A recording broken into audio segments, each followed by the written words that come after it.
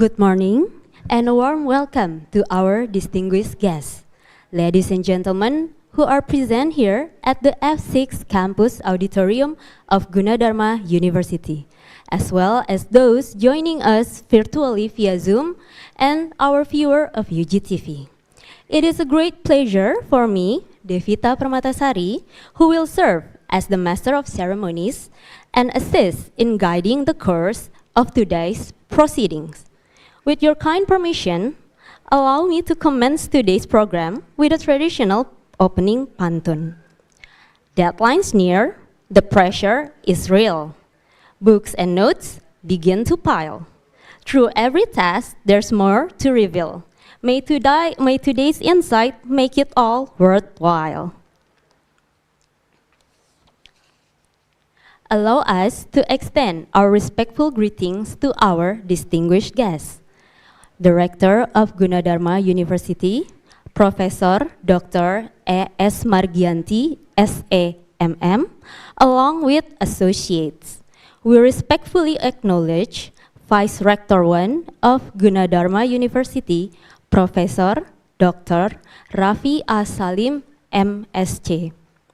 Dean of Faculty of Civil Engineering and Planning, Gunadarma University, Dr. Insinyur Arsitek Razik Hasan, M.Trs. IAI, along with associates, Head of the Organizing Committee, Dr. Diana Susilowati, ST.M.T., and our distinguished speaker, Professor Joseph Aranya, educator and researcher from Huckabee College of Architecture, Texas Tech University, and Dr. Insinyur Arsitek Razik Hasan, M.Trs. IAI, Dean of the Faculty of Civil Engineering and Planning, and also lecturer at Gunadarma University. And our moderator, Dr. Insinyur Arsitek Pancawati Dewi, M.T. IAI. Ladies and gentlemen, respected committee members, the Gunadarma University academic community, all participants, and our esteemed UGTV viewers, Assalamualaikum warahmatullahi wabarakatuh. Shalom, Om Swastiastu, Namo Buddhaya, Salam Kebajikan Rahayu. Good morning and greetings of peace, harmony, and goodwill to us all. Before we proceed to the next part of the program, let us begin this event by offering a moment of prayer according to our respective beliefs. For those who are Muslim, we may begin by reciting the Basmalah.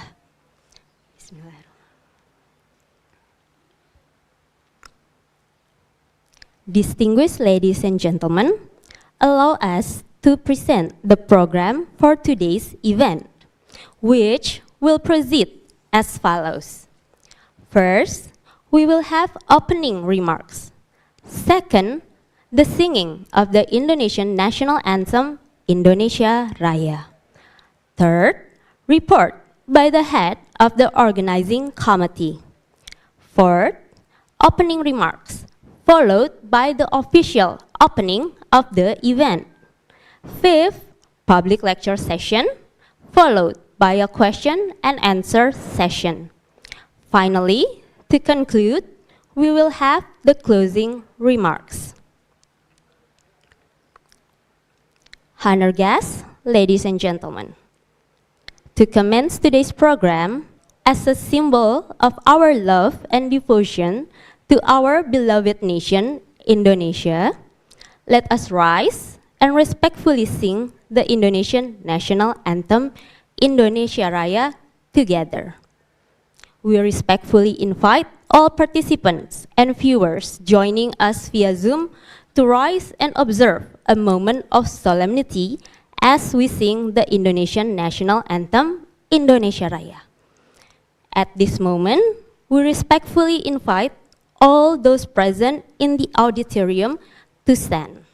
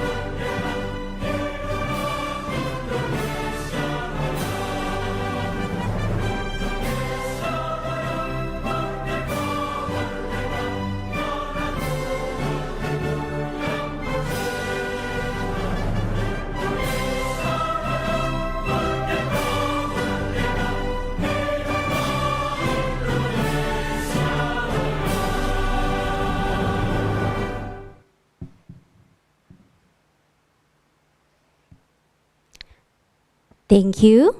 Ladies and gentlemen, you may now be seated.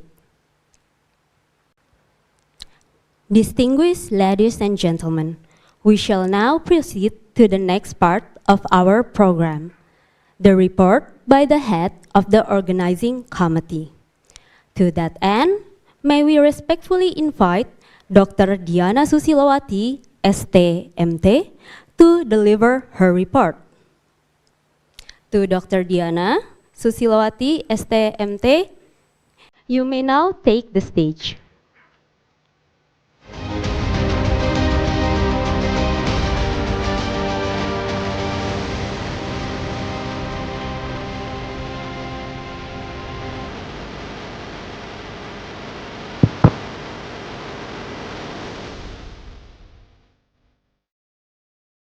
Bismillahirrahmanirrahim.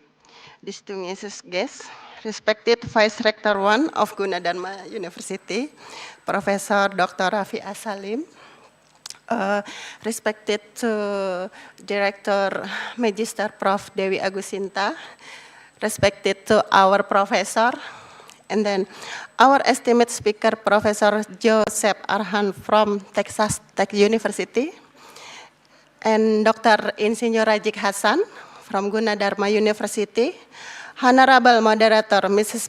Mem Pancawati Dewi, the Head Program and the Dean of the Faculty of Civil Engineering and Planning from Gunadarma University and Nusa Megarkencana, University Yogyakarta, and our dear student, both attending in person and joining us virtually through Zoom. Good morning and warm greeting to everyone. Assalamualaikum warahmatullahi wabarakatuh. It is truly an honor and a pleasure to welcome all of you to this public lecture on a theme that continues to remain profoundly relevant in today's architectural discourse, the relevance of vernacular architecture studies today. First and foremost, let us express our gratitude to the Almighty for granting us the opportunity to gather together in good health and spirit to share knowledge, ideas, and inspiration in this intellectual forum. In recent decades, the field of architecture has experienced rapid changes driven by technology, globalization, and socio-economic dynamics. Amidst this transformation, vernacular architecture still stands as a vital source of wisdom. It embodies the essence of local culture, environmental harmony, and human-centered design. Understanding its relevance today not only reminds us of our cultural roots, but also guide us towards sustainable architectural practice for the future. We are deeply privileged to have Professor Joseph to be here and to Mem Pancawati Dewi for moderating this important session, and to all members of the organizing committee who have worked diligently to prepare this program. Our gratitude for this goes to all lecturers and students who are participating today, both from the main campus and the Panajam Pasir Utara, PPU, and then Unmeka in Yogyakarta, campus online. May this event serve not only as academic dialogue, but also as collective reflection on how locality and tradition continue to inspire innovative architectural thought. Thank you very much, and I wish you all an insightful and inspiring session ahead. Thank you for the opening speech. Wassalamualaikum warahmatullahi wabarakatuh. Thank you to Dr. Diana Susilowati, ST.MT, for the report that has been presented. Distinguished ladies and gentlemen, we shall now proceed to the next agenda, the opening address, which will also mark the official opening of today's event, to be delivered by the Vice Rector 1 of Universitas Gunadarma. We are honored to invite Professor Raffi Asalim, MSc, to deliver the opening remarks.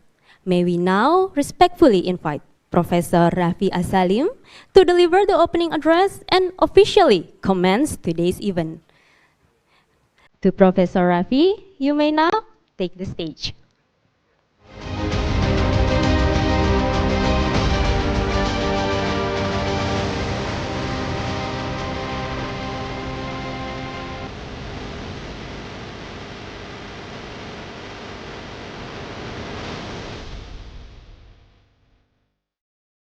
Assalamualaikum warahmatullahi wabarakatuh.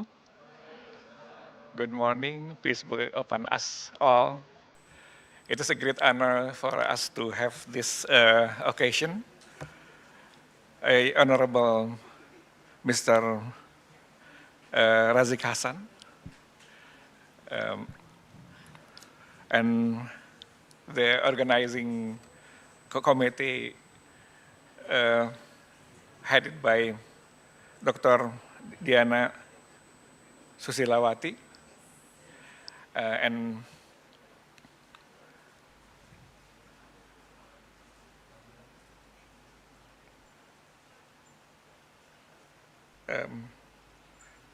the Dean, Dr. Pancawati Dewi, and we are honored to have the presence of Mr. Professor John Joseph Aranya. Welcome to Indonesia, Professor. I hope this occasion will benefit all of us, both in Indonesia and everywhere else, especially in Texas Tech University. I am here just to open the ceremony formally. Therefore, I declare that this public lecture entitled The Relevance of Vernacular Architecture Studies today is formally open. Thank you very much. Wassalamualaikum warahmatullahi wabarakatuh. We would like to express our sincere gratitude to Professor Raffi Asalim, MSc, for his inspiring address and for officially opening today's event. Distinguished ladies and gentlemen, to mark this special occasion, we respectfully invite our VIP guests to join us at the front for a group photo session. To our VIP guests, you may now take the stage in front for a little while. We're gonna take a picture.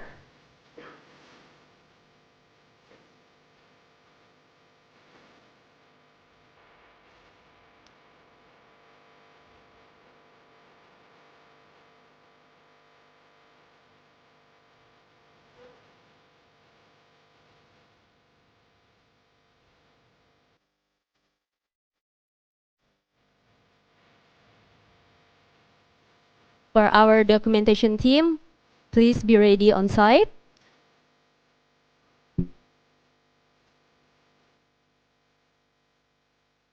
To our VIP guests, make sure that you're on frame and make sure that you wear your most beautiful smile.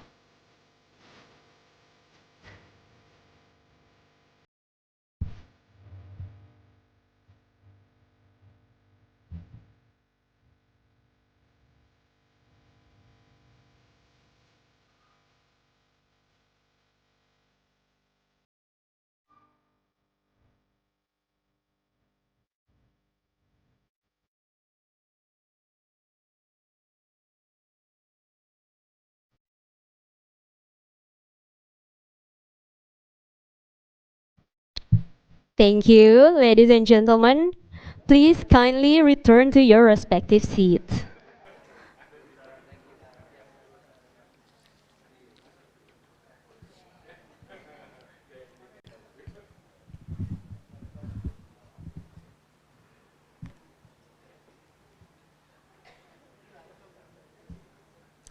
Ladies and gentlemen, distinguished guests, this brings us to the conclusion of today's opening program. As a reflection of our appreciation and collective spirit, before we move on to the national seminar session, Universitas Gunadarma, or Gunadarma University, is proud to present a special piece, one that reflects the passion and dedication of its academic community and their unwavering commitment to advancing education in Indonesia. The piece we are about to present is a song with the title Gunadarma untuk Indonesia, or Gunadarma for Indonesia, composed and performed by the esteemed academic community of Gunadarma University. We now invite you to experience this special presentation, Gunadarma untuk Indonesia from the Academy.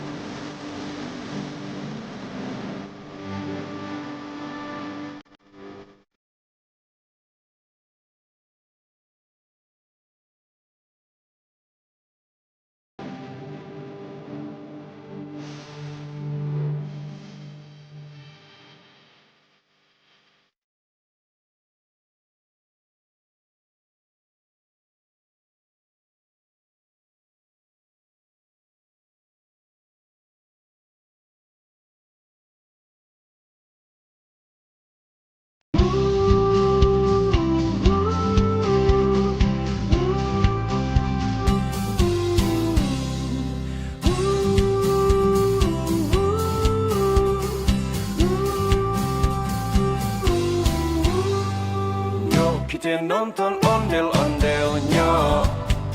Nyok kita ngarak ondel-ondel nyok. Ondel-ondel ade anaknya boy. Anaknya ngiger teriteran soy. Mak bapak ondel-ondel ngibing ser. Ngarak ke pengantin disunatin ser. Goyangnya asik dut-dutan dut. Nyanyi wingi geli-gelan girl. Plang dumplang dumplang plak plak. Gendang nyaring ditepak. Yang ngiring nandak pade surak-surak. Tangan iseng jailin kepala anak ondel-ondel. Taruhin puntungan rambut kebakaran. Anak ondel-ondel cicing krakan krak. Kepala nyare berkobaran bul. Yang ngarah kepada kebingungan dung. Disiramin air comberan pure.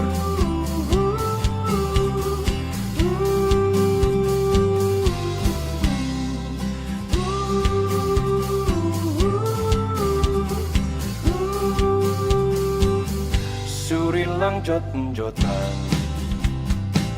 Ada hujan detik perlahan. Rahmat Tuhan semesta alam. Sayang disayang. Kagak gune cantik rupawan. Aduh sayang. Kagak gune cantik rupawan. Sayang, aduh sayang. Kalau kagak suka sembahyang. Surilang jot-jotan. Burung elang di pinggir jalan. Dideketin malah terbang. Sayang disayang. Sia-sia puasa sebulan. Aduh sayang. Sia-sia puasa sebulan. Sayang, aduh sayang. Kalau cuma ngomongin orang. Kagak gune cantik rupawan. Aduh sayang. Kagak gune cantik rupawan. Sayang, aduh sayang. Kalau kagak suka sembahyang. Kalau cuma ngomongin orang. Kalau kagak suka sembahyang. Kalau cuma ngomongin orang.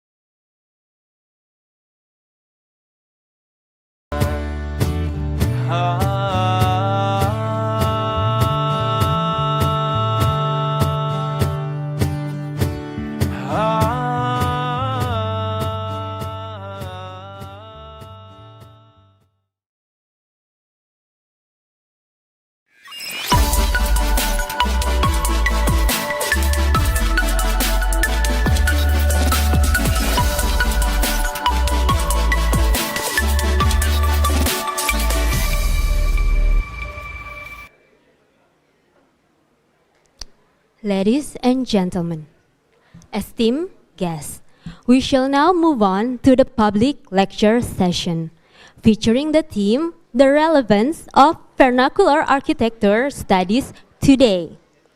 We are honored to be joined by our distinguished speaker, Professor Joseph Aranya from the Huckabee College of Architecture, Texas Tech University, and Dr. Insinyur Architect Razik Hasan, MTRs IAI, Dean of the Faculty of Engineering, Gunadarma University. Now, one might wonder who will be moderating this session. Let us take a moment to view a brief profile of our moderator.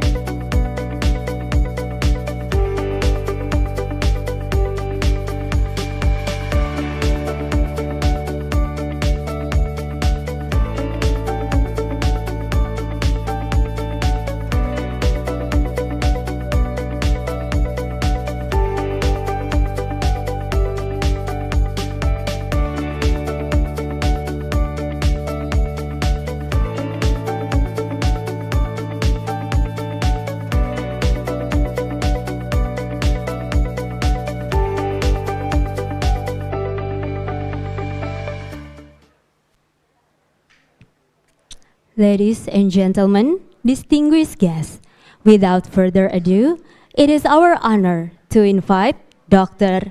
Insinyur Architect Pancawati Dewi, MT IAI, to lead the session. Thank you, Ibu Devita. Assalamualaikum warahmatullahi wabarakatuh. Good morning, everyone. Good morning, Professor Joe, Dr. Razik. This morning we have two speakers who will give public lecture. For the first time, I will give Prof. Joe for the opportunity to deliver the material, then continue with Mr. Razik or Dr. Razik. After that, we will continue with question and answer. The theme of our lecture today is the relevance of vernacular architecture studies today. But before we move on to the first speaker, let's watch his CV.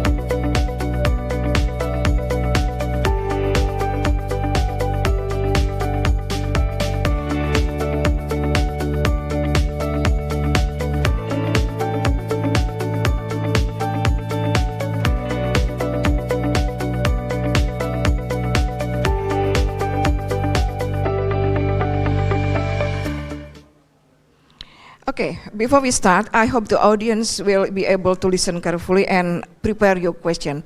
Prof. Joe, it's time for yours, and you have 1 hour, please. You can use the microphone.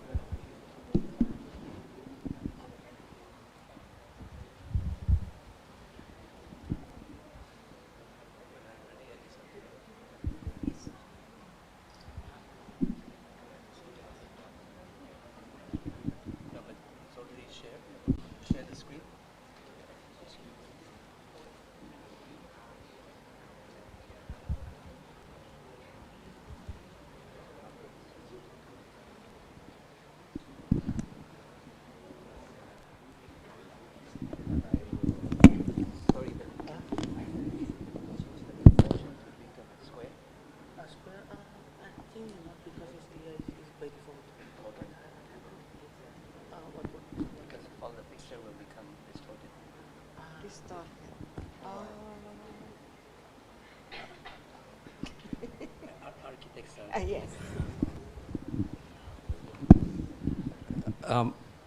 While they're getting it ready. Good morning, everybody. Selamat pagi. Thank you for inviting me here. You are all architects, and some of you are not architects. But architects are very visual people. They like to see everything perfect, correct.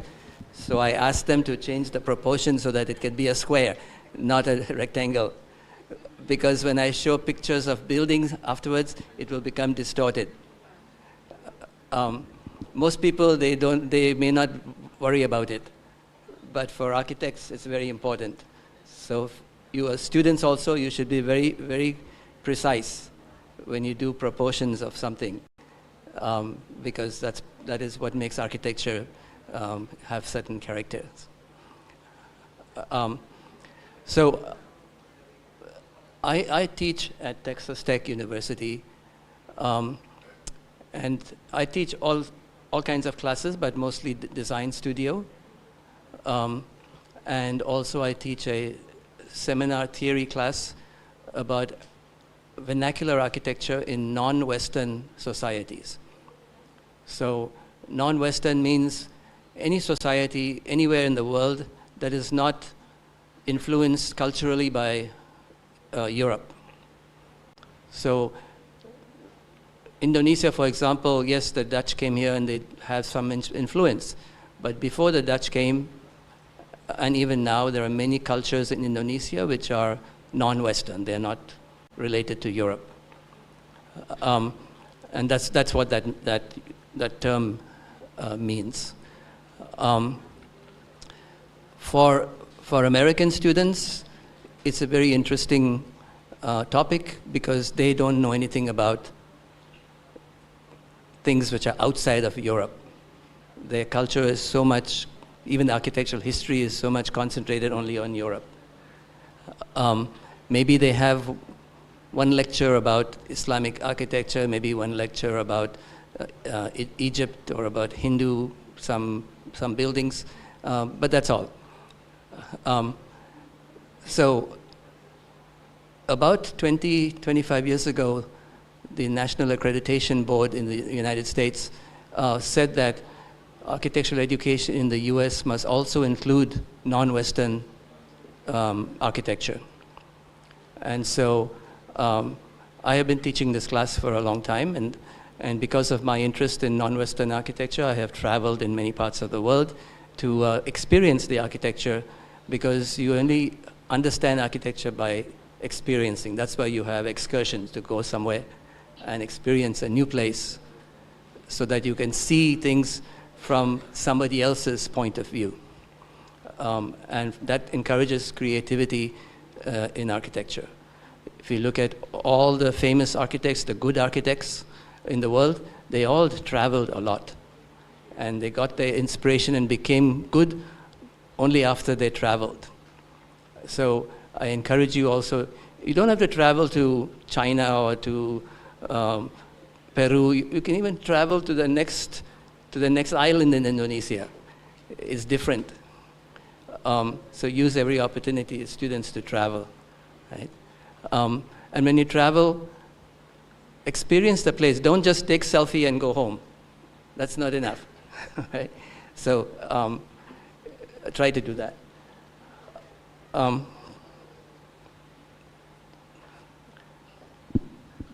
Should I start, or is it stay like this? And start? Okay, so you cannot change the proportion, right? No, it's by default, sorry. Okay. Yeah. All right. Just loading.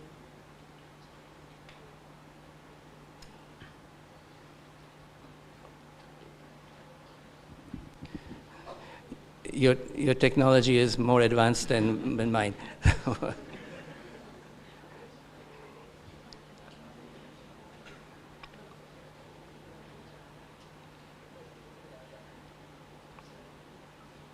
I will try to speak slowly because I know English is not your language.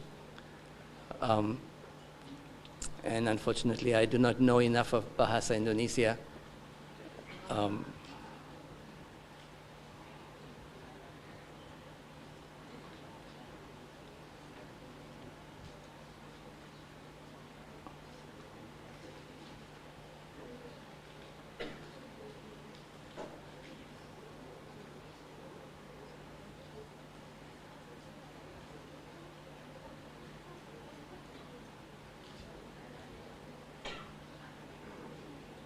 Okay, there it is.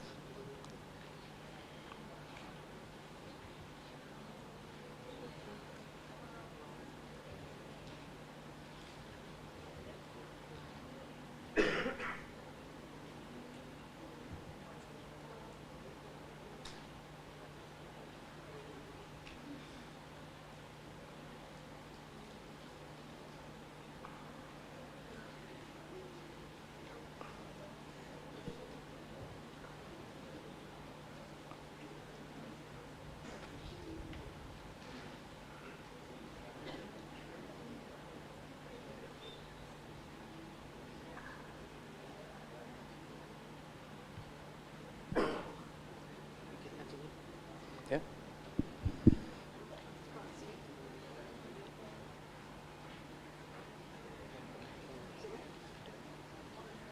It's not changing. I think it's the networking here. This one? Okay. Okay, nanti.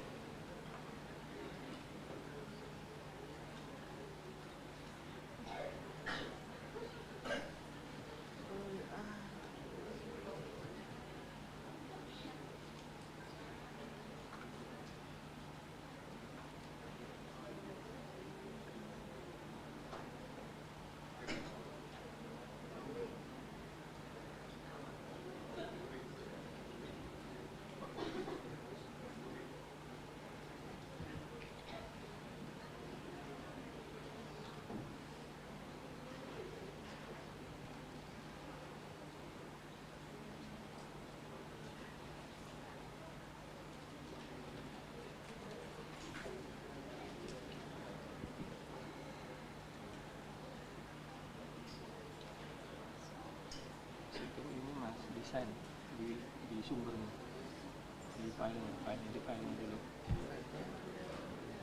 Di setting desain. Desain. Ini ukuran. Oh, okay.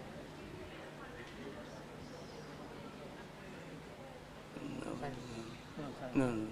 Oh? Oh, it's on the screen just now. You can turn it off. Just turn off this one. Okay. Just. Yeah, just keep it the way it is. Yeah, because all the proportion will change.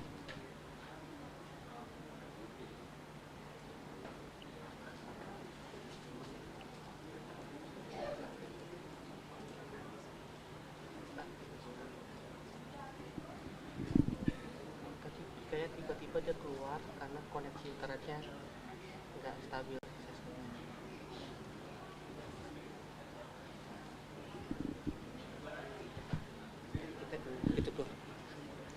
Okay.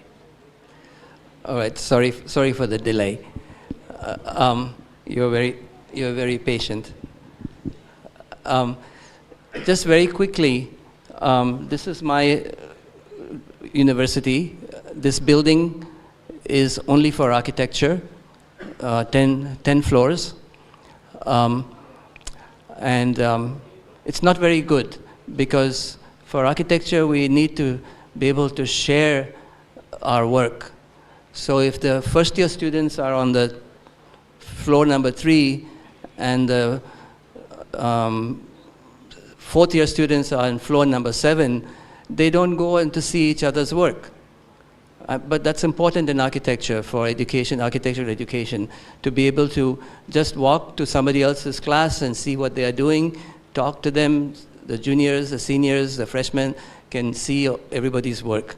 So we don't like this kind of building. And hopefully in the next 2 or 3 years they are promising to build a new building which is more appropriate for architectural education. But this building, we've had this building for now 70 years. It's becoming old. Also, there's a link there to the website, so I won't go there. You can check it and see what it says if you're interested. Most of our education in our program is centered around the studio. And we have, many times they have these big public reviews at midterm, at the end of the semester, for all the studios from number 1 to number 5, 6. Yeah, we have 4 years plus 2 years graduate. So there are 6 studio levels. Didn't change? No. We have a lot of emphasis on making models. Nowadays, many of those models are made by digital fabrication. Students now, they don't know how to use a knife and cut a piece of paper. They don't know how to use the scissors. You make a model, they have to go to the computer, press some buttons, and then go to the laboratory to pick up the 3D model or something. Right? That is not good. So, in my lecture today, I want to have this is my theoretical position, that architecture carries meaning.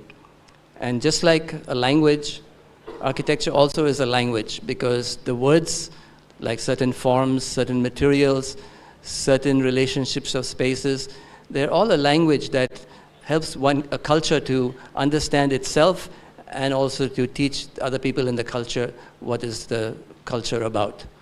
So, for example, my research for many years has been in Bali. And many of you, maybe you know, in Bali there is one gate called Candi Bentar. Right? 100 years ago, Candi Bentar was only for temples because it was very sacred. It represented the Hindu mountain Meru, cut in half, 2 pieces, 3. It had lots of symbolic meaning. But today in Bali, the Candi Bentar is everywhere, in the parking lot, in the airport, in the hotels, along the Jalan Raya going somewhere. People have lost the meaning of that very important symbol. Another example is in many places in the Islamic culture today. They build an office building and they put a dome on the top. That's not a mosque, right? So that symbol has become now just like an icon with no meaning, right? So in architecture, that is a very sad thing because that's happening.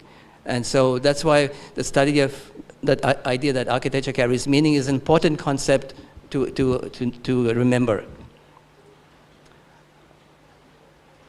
What happened?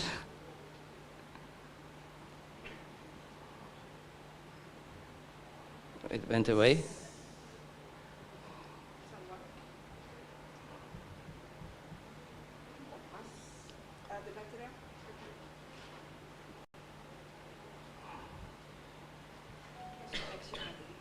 Yeah. Would it be better to put it in a thumb drive and put it in the computer there?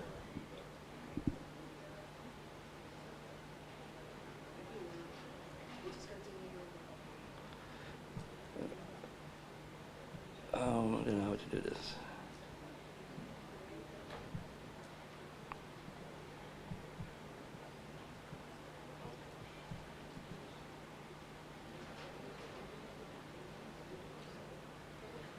But okay.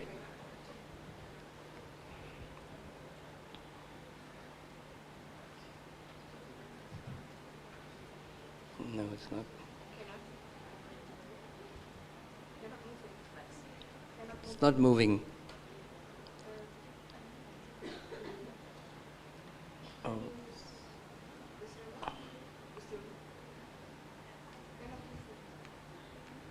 Nggak bisa jalan.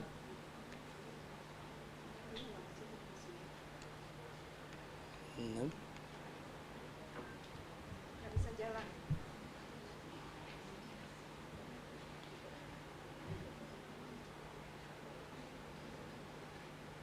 jaringan ya, karena jaringan ya.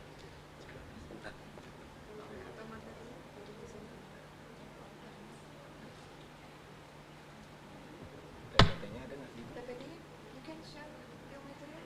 Yeah. You don't need to, yes, because the connection is not stable. Okay. So in the thumb drive. How you transfer? Ada ini nggak? Ada Flash disk. Flash disk? Coba sebentar. Flash disk? Flash disknya sih tolong. Is it to my WhatsApp? Nggak ada. Together? Find Yes. You have flash disk of. Oh, okay. Ditransfer aja mas, karena nggak stabil jaringannya. Yang mana mas ya? Udah Eugene udah set. Oh. Ditransfer aja dulu. Biar Udah, gampang juga iya. operasi. Nanti takutnya gitu lagi. Ya. Iya. Transfer aja ya. Kayaknya gitu Pak. Jadi kurang stabil. Jadi ketika share screen memang kan kurang ini. Apalagi berapa? Iya, biasanya juga kapasitasnya.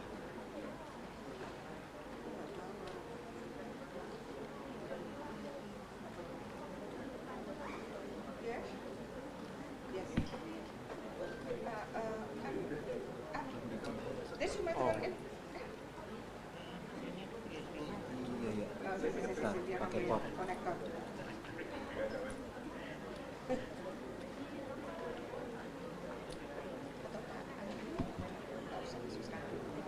Iya tadi harusnya Bapak ini dulu ya. Oh gitu. Nah ini tadi tapi Dapat zoomnya mas. zoomnya kan. Zoomnya ternyata. Iya, tetap. Enggak. Ya hal itu tergantung masing-masing ibunya.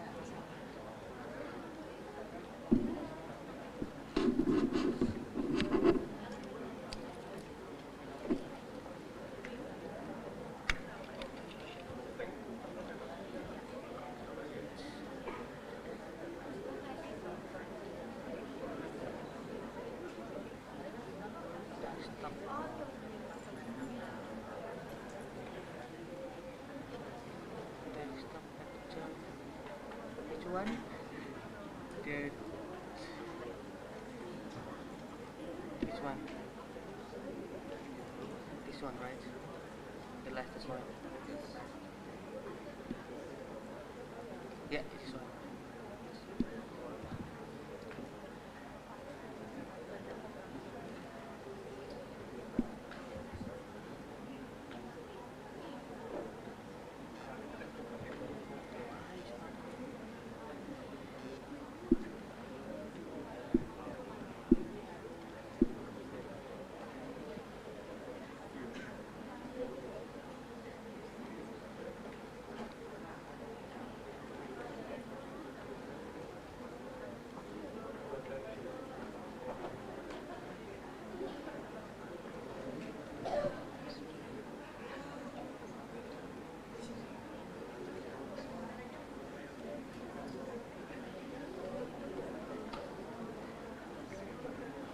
Tadi 230 MB. Yeah. 230 megabytes. 200 megabytes. 130.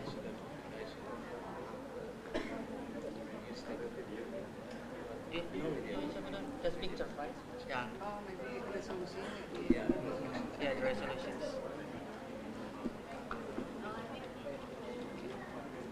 Tolong mas ya.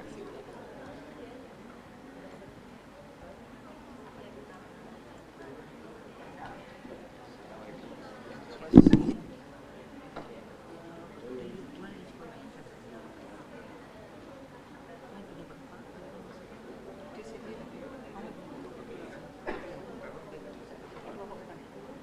Oh, Bukan. Iya di sini.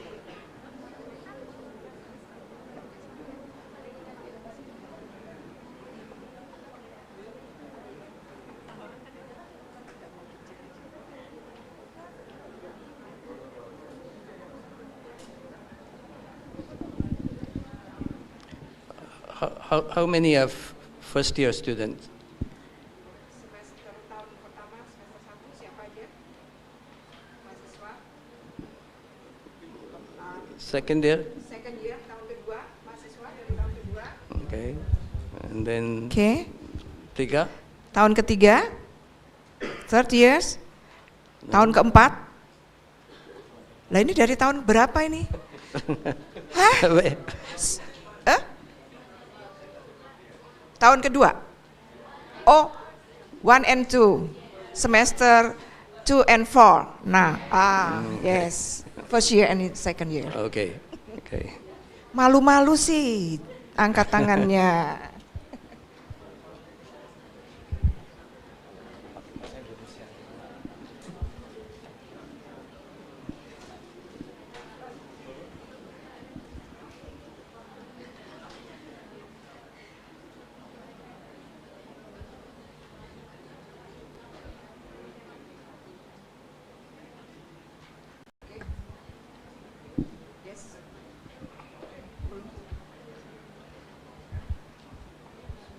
Sir, you just put for the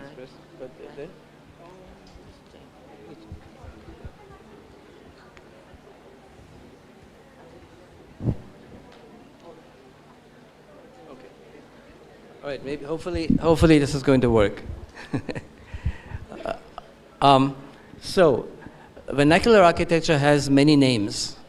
We can call it indigenous architecture, we can call it traditional architecture, we can use these words all interchangeable.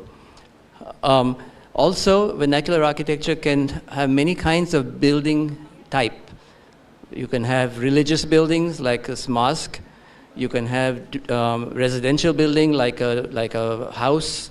You could have commercial buildings like the shop house in Vietnam. But usually, vernacular architecture does not include monuments. So, for example, Borobudur is not vernacular architecture. Borobudur is monumental historical architecture. Borobudur, Prambanan, Taj Mahal, those are all not necessarily vernacular architecture. In the 1960s, this Spanish architect, he had an exhibition of photographs from his travels, mostly in North Africa and in South Asia and in Asia. And he called it Architecture Without Architects. Maybe you heard that name. Okay? Some of your lecturers, I'm sure they have seen that book. And this exhibition was in New York City at the Museum of Modern Art. And at that time, architects used to think that this kind of buildings was inferior. This kind of buildings was primitive. They were not buildings for architects to study. Architects should study the great monuments in Egypt and in Greece and Rome and those places. But after seeing this exhibition, architecture, and particularly architectural universities, started to get interested in studying vernacular architecture because they found that they can learn many things about design, from how these buildings adapt to site, how these buildings adapt to climate, how they use materials. Today we talk about sustainability, we talk about using local materials, we talk about using local technology. The vernacular architecture for thousands of years was doing that. So there is an encyclopedia called the Encyclopedia of Vernacular Architecture of the World. It was first published in 1996 by Paul Oliver, who was a professor in Oxford Brookes University. And there are about 800 authors who contributed to that encyclopedia. The drawing you see on the right-hand side of the Bale Bali, that's a drawing, my drawing in the encyclopedia. I have 3 or 4 sections in the encyclopedia about Bali. Vernacular architecture also includes settlements, towns, villages. Just like here, you see on the left side is Bhaktapur, which is one of the ancient royal capitals of Nepal. And on the right-hand side, Sana'a in Yemen. These places today are being destroyed because they are old and those people don't have money to restore them. There is war, there are earthquake, floods, all kinds of things that are destroying these places. And architects should try to, if they cannot rebuild it, at least document it, draw them to scale so that for the future, people can know what those places were. I said architecture carries the meaning, right? You know about this Tanah Toraja, right? The meaning of the roof. They use a lot of wood to make that roof. Today we may say, oh, that is inefficient. Why so much wood for one small building? But because it has lots of cultural meaning, it was important to those people. Or on the bottom slide, those look like decorations. Somebody painted some patterns. But to these people in South Africa, those patterns have meaning because they represent the tribe or the family from which that person who lives in that house comes from. It is done by women. It's a women's job in that culture to promote their family heritage by decorating the house. But today, we don't see that much because people are building bricks and concrete house, and they don't have money to paint, they don't have time, so we're losing that tradition. The way how the house is constructed, that's another part of traditional architecture, the tectonics, the assembly of the building. In Southeast Asia, most of the buildings do not use nails. And so there are very sophisticated joinery techniques, which we can also make use of in prefabricated construction, if we understand how they use it, right? In architecture, there is also ceremonies and rituals. That's also part of tradition. For example, in Tanah Toraja, the house is not finished until they have like a ceremony to bring the spirit to the house, right? Otherwise, it's only a building. It's no longer a living thing that belongs to the family. Today, we don't do that because we don't have time, or we don't live in Tanah Toraja, we live in New York, or we live in Java or somewhere else. People have lost those traditional ideas that are associated with architecture. So these are some of the forces that are changing traditional architecture. Colonization was a big force. When the Dutch came here, they wanted Indonesians to live in the Dutch way. So when they built Batavia in the northern part of Jakarta, they built Dutch buildings. When they went to Bali, the Dutch people told that, this was 100 years ago, they told the tourists at that time, don't stay in the Balinese thatched hut that is primitive. You will get sick, you will not good. You should stay in the Dutch hotel, which is European. But today, everybody who goes to Bali wants to stay in a thatch roof, small bungalow, right? Because that is the feeling of Bali, not in the 10-story Bali Beach hotel, right?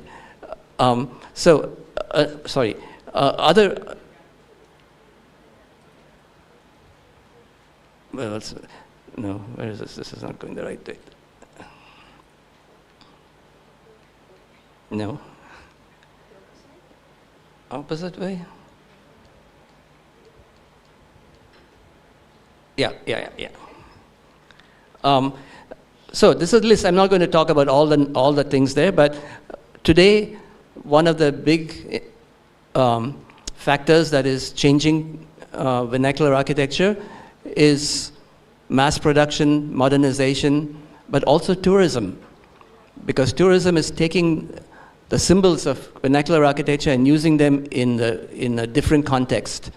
And so they are diluting the meaning, they're changing the meaning, and they're reducing those symbols, like I said earlier, about the Candi Benta becoming just icons. You see Candi Benta, you say, oh, that's Bali. You see a Tongkonan roof, oh, that is Sulawesi, right?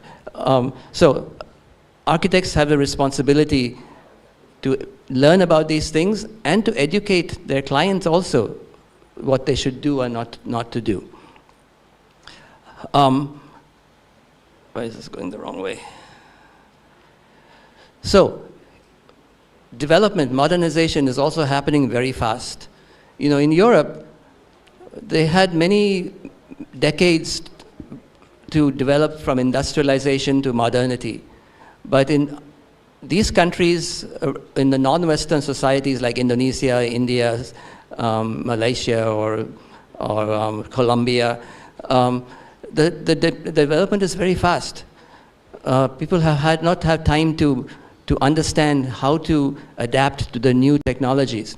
So here in Vietnam, for example, these shop houses, which are 2 stories high, 3 stories high, all of a sudden within 10 years became 7 stories high. Right? That adds a lot of density to the town, that adds a lot of safety issues, traffic problems, all those kinds of things. So, just in a summary, we learn traditional architecture to understand materials, we learn to understand how to build a building, we learn to understand meaning, we learn to understand how to adapt to climate, etc., or many different things. It's interesting that in the whole world, the majority of buildings are vernacular buildings.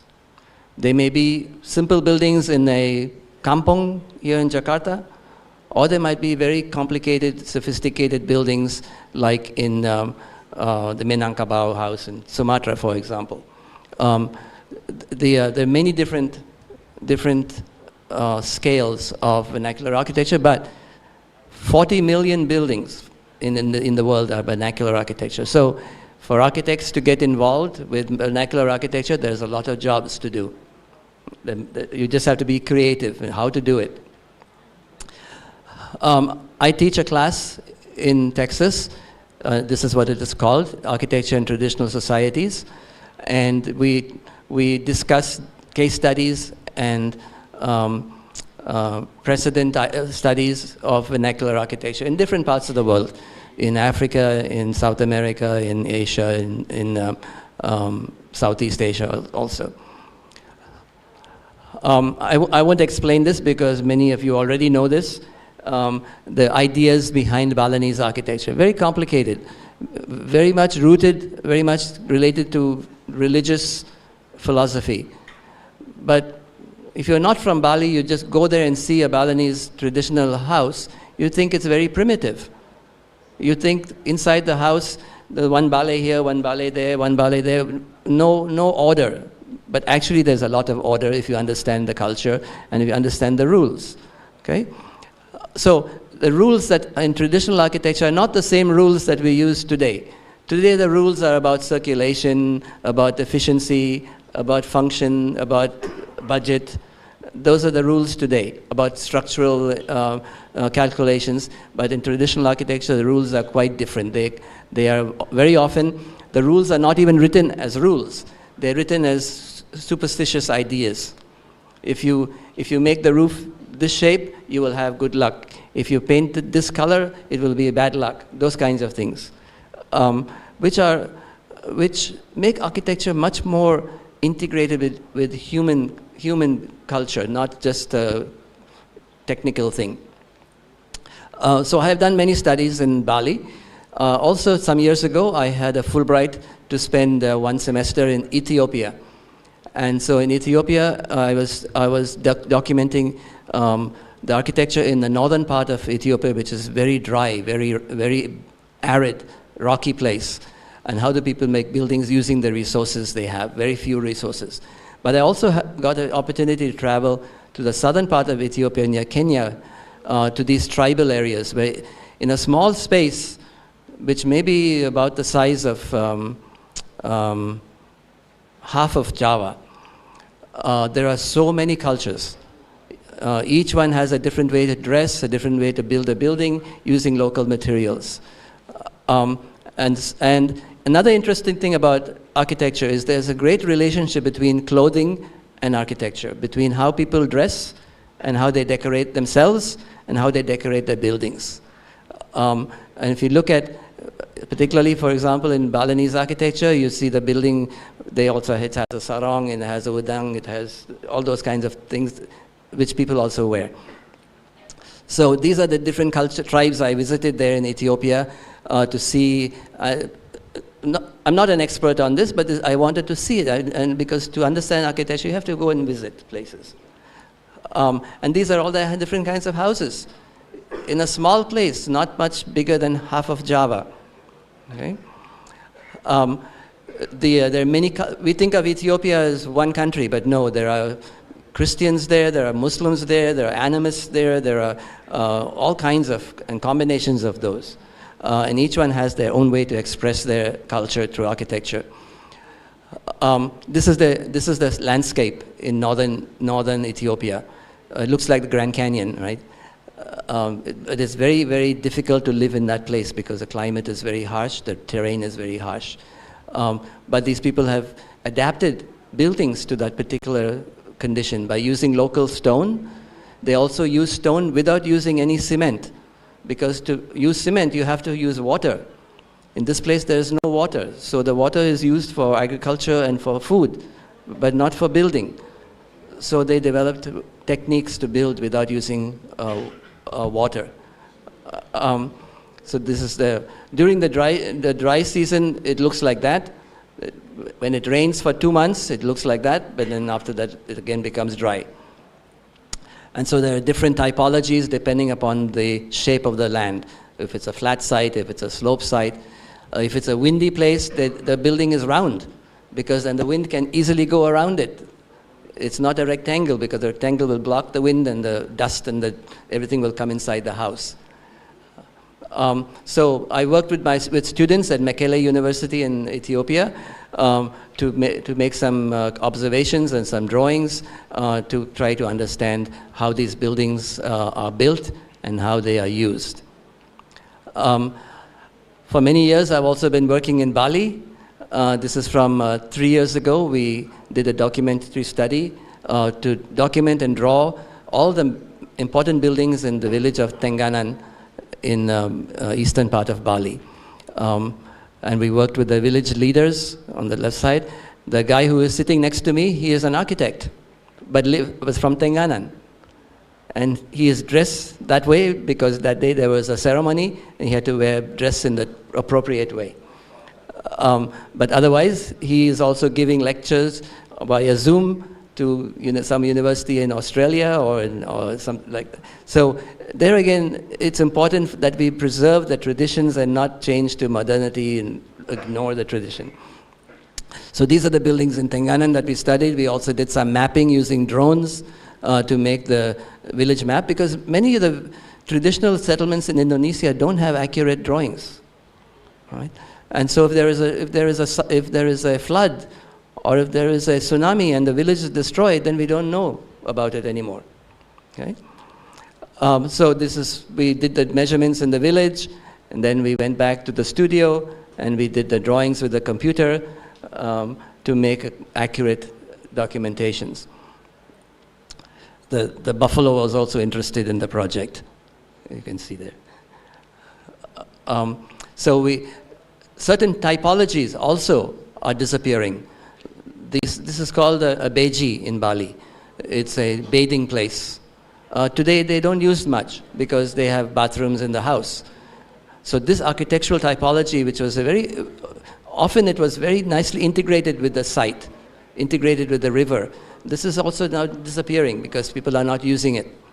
So these are some of the drawings that my students in Varnadeva University they drew. And next month, in June, we are going to have an exhibition in Tenganan of these drawings so that the local people can see and appreciate their own architecture, because they think it is primitive. They think they want to build buildings like they see in Denpasar. But we want to educate the people how to preserve their buildings without just copying from the big city. Okay? So these are some of the drawings that we're going to have an exhibition. And we had this exhibition in Denpasar in 2023. So we're going to use the same drawings. Also, tradition is not static. It also changes. As people's lives change, as circumstances change, as economics change, tradition also changes and people adapt to new things. So for example, in this Islamic town it's a walled Islamic town in Ethiopia called Harar. Harar used to be a town that, I don't know if there's a pointer here, there's a pointer, but the picture on the top left, you look at it's just white, brown, no color. But about 25 or 30 years ago, the people from this village, they found opportunities to work in the Middle East, in Saudi Arabia, in Kuwait, in Bahrain, and they came back with money. And they also saw in those places the use of paint. So they came back, and for every year now for doing Ramadan, they clean the house, but they also paint it new, different color to renew, just like because Ramadan is a time of renewal, right? So now the tradition has become to paint the house every year. And if you have more money, you paint it a different color every year. If you don't have so much money, you may wait for 2 years or paint the same color. So it's become now a new tradition. And this is, I also do photography, because as an architect, I like to understand buildings through photographs. And so I use the photographs for exhibitions to educate people about traditional architecture, but also to enjoy the visual aspects of traditional architecture. These are photographs from this town called Harar in Ethiopia. And recently, and Ibu Panchavati knows, she saw this exhibition in Saudi Arabia at the conference, which was again photographs of architecture showing how traditional buildings are used, not just the building by itself, but activities. In the studio, design studio that I teach in the US, I also try to educate the American students how to understand about another culture and use those ideas to make a building for that other culture. So for example, if an American architect is doing work in Java, it is their responsibility to understand the Javanese context, to understand the culture, the place, the materials, and create a building that's appropriate to whichever place in Java, right? Not just to import some building from Europe or somewhere else, just like you see all the high-rise buildings here. Yes, we need high-rise buildings in Jakarta, but how to make an Indonesian high-rise building, that is the challenge, right? So these are some work of my students. They did a project in Bali. They didn't go to Bali, but they did research about Bali, tried to understand the idea behind Balinese architecture, and then they designed a health clinic in this village in Tenganan. I have also done similar projects in India, also as a Fulbright. We worked in the university had a connection with a small village nearby, so we went there and we tried to understand, because these students are Indian, but they don't know about the village that is next to the university. So for them also it was a learning experience. And then how to bring a modern activity into the village using a traditional idea. So for example, nowadays, people in India, they have washing machine, but each family cannot afford to buy a washing machine for themselves. So maybe they have a shared laundromat where you can go and use community washing machines. But how to make a laundromat that is also related to the community washing place, where the women used to go to wash clothes, but also to talk and to gossip, and to the children would play. So how to create a community place that reflects that tradition that is lost now because everybody is washing their clothes in their house, and using those traditional ways of organizing space to make a laundromat. What happened here? I also have worked with students in Tongji University in China, in Shanghai. China, during the Cultural Revolution, they destroyed many traditional buildings. They converted temples into office buildings or into community centers, because the communist philosophy was that culture and history was bad and we have to erase it. But now the Chinese people are realizing that they lost so much of architectural heritage, and they can use architectural heritage to attract tourists. So now this project was in a place near Shanghai where there are many, it's called a river, water town. These are towns along the river, which in the olden days, the river was used for trade. And so these towns were abandoned. So now they're trying to find ways to reuse the abandoned buildings so that visitors can come and enjoy the old character of this place. So this was an international student competition project organized by Tongji University, and there were about 40 students. 20 students were from Shanghai, another 10 students were from other parts of China, and another 10 students were from international, Australia, America, Europe, etc. Now, except for 2 students, one American and one Australian, only 2 students, English was their mother tongue. All the other students, English was a second language. So, but they were in teams together. So how to communicate? They use drawings. Okay? Architects communicate through drawings. And that's why it's so important to sketch and to draw, because even if you cannot speak, I cannot speak Bahasa Indonesia, but I can draw it and you can understand what I want to do, right? Or you can draw it and I can, and somebody who speaks French can understand what you want to do. So develop your drawing skills.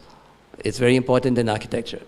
My American students today cannot draw because they're all the time using the computer. So if you go to talk to somebody, let's say in the shopping mall, if you cannot draw with a computer, you cannot explain something to them, right? So drawing skill is very important. So another thing that is important with vernacular architecture, it's very much related to sustainability. And sustainability has different components. There's the environment, there's economics, and there is also social. And vernacular architecture relates to all those things. And when we study vernacular architecture, we can learn many ideas that could transfer to sustainability.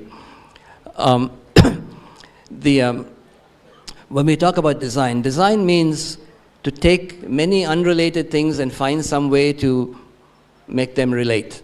That's the challenge we have when we design a building. Okay? And so the design that we do today as architects, we're only serving a small proportion of the people. The 95% of the people in the world don't have any contact with architects. So today architects and architectural education has to educate our students to find opportunities to work with the people who normally don't work with architects. Maybe through engagement projects, community projects.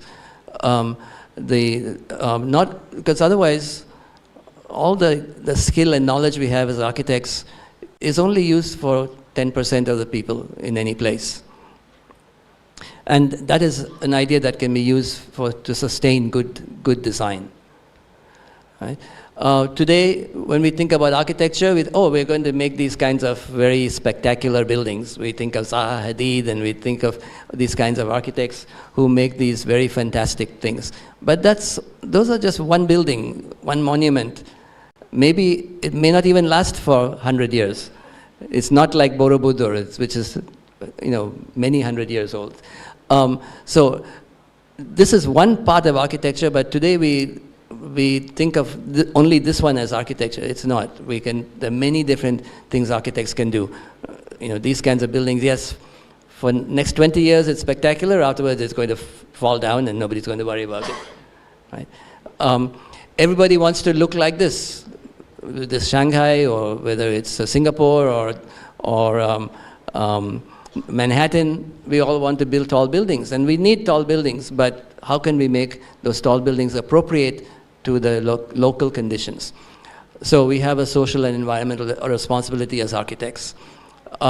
We can use vernacular architecture ideas that are local to solve problems which are global. And that is one of the main ideas in sustainable design, right? Act local, but solve things that is global. Another example, this is from Thailand. This is just like kampong improvement.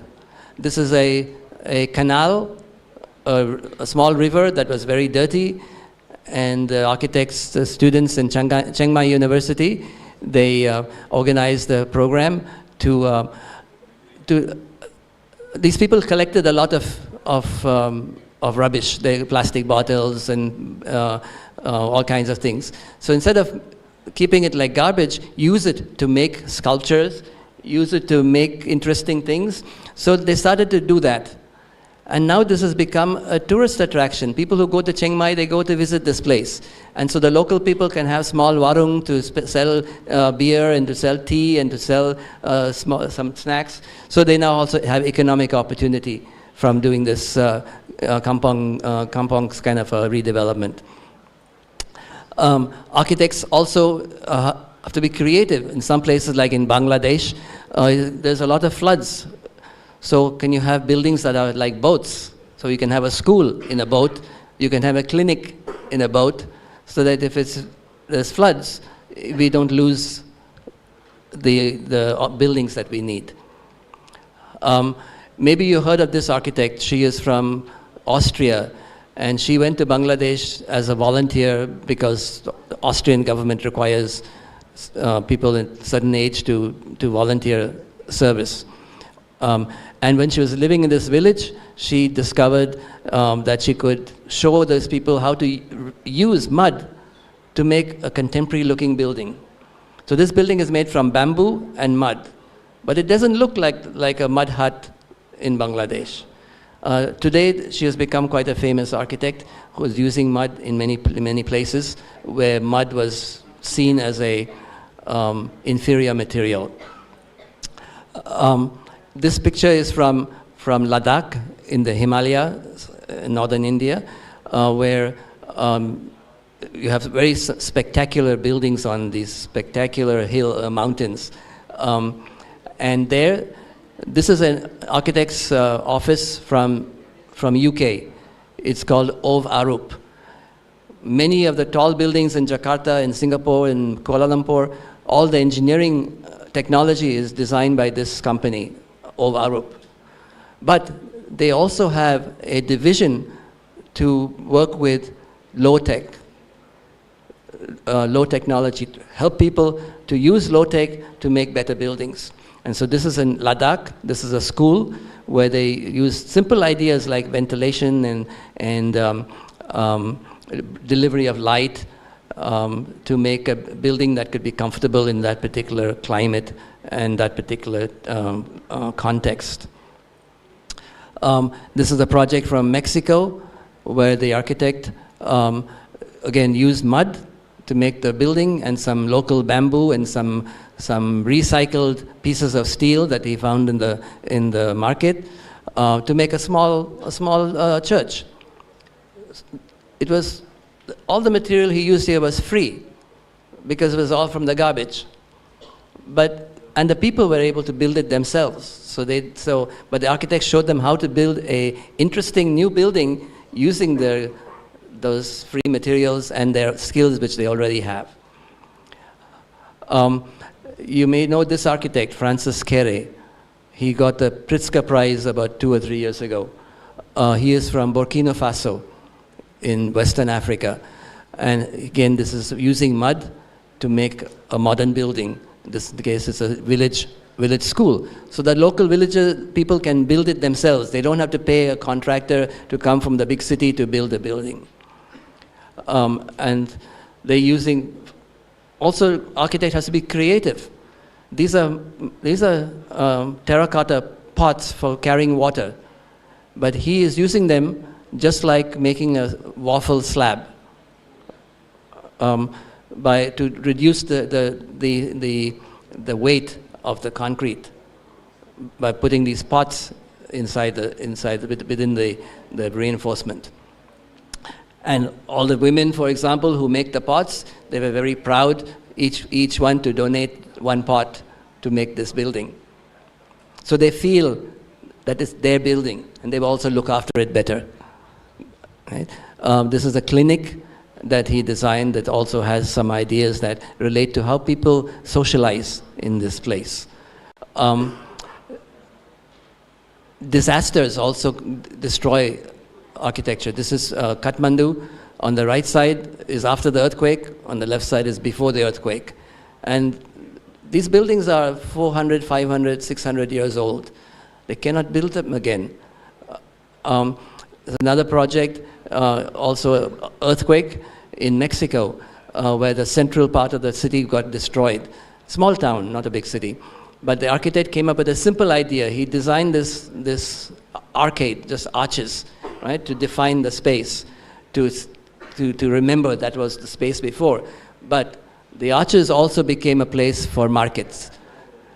During the evening and during the weekend, the local people, they bring their small table and they sell some snacks and some drinks.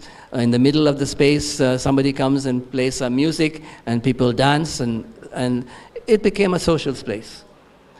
That's what it looks like. Very simple idea. So to be good architects, we don't have to build like Zaha Hadid. Even small buildings can be very good. Right? And so by looking at vernacular architecture and being creative, don't copy the shape, but understand why, and then use that idea to solve a new problem. And so here in Ethiopia, for example, in Mekelle, they wanted to pave the road because there was no paving. And the mayor and the government said you have to use asphalt because that is what you have to use for the road. But asphalt, to bring the asphalt to this place is very expensive because it's far away. You saw the picture before of the mountains and the rocks. It takes from Addis Ababa to this place, it takes 2 days by road. So the concrete trucks have to travel that far, or they have to build a concrete factory to make asphalt over there. So this architect proposed, you're making buildings out of stone. Why not use the stone for the road also? In Europe, they use cobblestone for the roads for many hundreds of years. You walk the street in Amsterdam or in Paris, you have these cobblestone streets.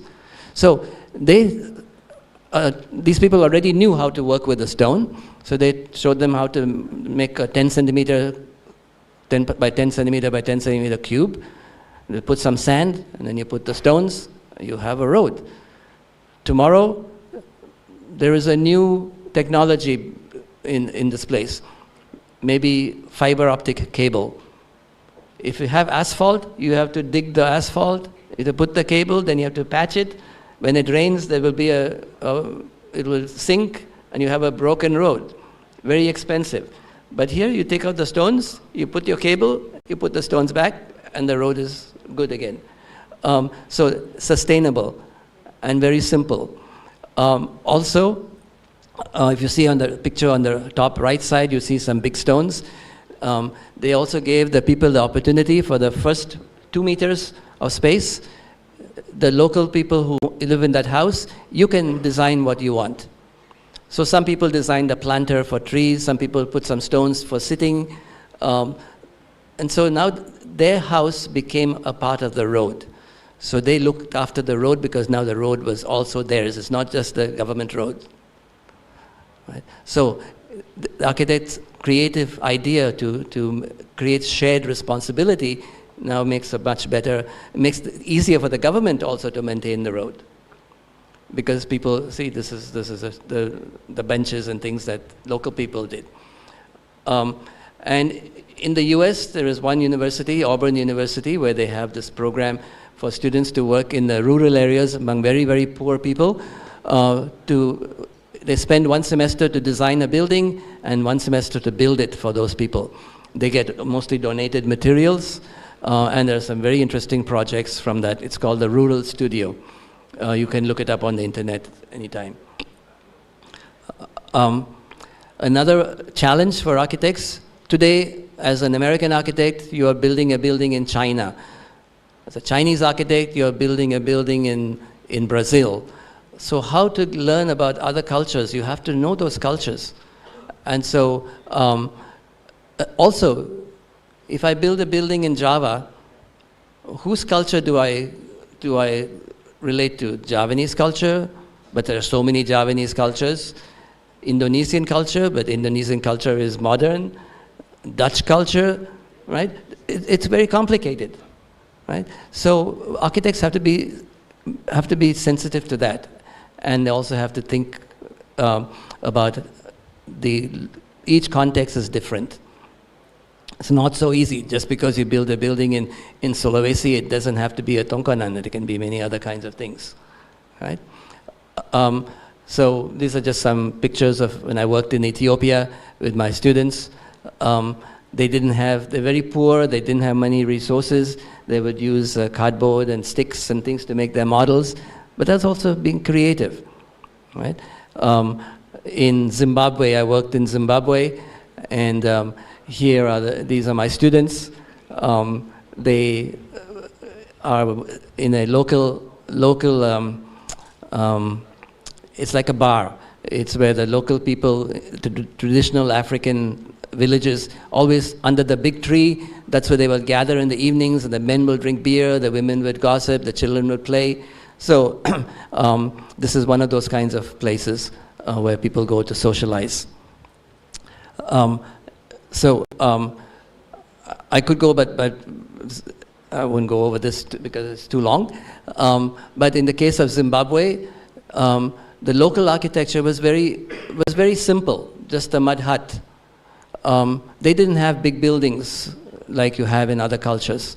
So when the British people and the Dutch people went to that part of Africa, they just brought British buildings, Dutch buildings. But yet, this is a building in Zimbabwe. It is called Zimbabwe. That enclosure, that kraal, is called, in the local language, the Shona language, is called Zimbabwe. And that's where the country also takes its name, because Zimbabwe was called Rhodesia before. This building is the biggest stone building in Africa next to the pyramids. So it's very big. It's about 10, 12 meter high walls made of stone. The wall is about 3 meters thick at the bottom. But you cannot build in the city, in Harare, you cannot build this kind of building, right? You don't have those materials, you don't have space. So the challenge is, whose culture do you take from to make a building in Zimbabwe? It's not easy everywhere. So these kinds of things sometimes are difficult questions. So Zimbabwe has many colonial type of buildings. I won't go over that because that's a different issue. But also, when the colonial people came to these places, Indonesia included, they wanted to dominate. So they brought their ideas and they tried to create environments that were similar to their environment from wherever they came in Europe. But they also wanted to create difference. In the case of Africa, in South Africa, in Zimbabwe, Botswana, on the right-hand side with the purple flowers, that is a neighborhood for Europeans. And on the left side is a neighborhood for local Africans, right? For the Europeans, it was all about comfort and shade and beautiful streets. For the local Africans, it was just a street. No paving, no trees, nothing, okay? Because architecture was used as a way to create difference. It was used as a way to create status. The European colonial people are superior than the local people, whichever country it was. So today we still see this in Zimbabwe because this is now the places where the poorer people live. The rich Africans live like the Europeans now. They have the money, they can build big houses, they can, but the poorer people have to live in this way. But yet they have many strong traditions of using color, traditions of using designs, patterns, carving. All that can be used in architecture today in different ways. This is a very creative way of using local materials to make a small church, right? It's all free from you go to the jungle and you pick up the sticks and you use it to make a building. maybe you know this building, I won't talk about it, but let me go over here. So, the study of vernacular architecture is important for many reasons, not just to appreciate vernacular architecture, but to learn from it. And here in Indonesia and many places, many people do research about traditional architecture, but the big step is how to transfer that research to make a modern building. Right? Just learning about the traditional building is not enough. So, and that's where architects' innovation, creativity has to come in. So we shouldn't stop with the research just to study, for example, how the Mengangkat houses is constructed, but study how can we use that construction knowledge to maybe make something contemporary, to design a joint that could become manufactured and easily used by people to reduce the cost of construction, for example. Thank you very much. Terima kasih. And if there are any questions? Thank you. Can we give a big applause? Thank you very much, Professor Joe. A very interesting and very inspiring presentation. But I want to tell you a little about architectural education in Indonesia today.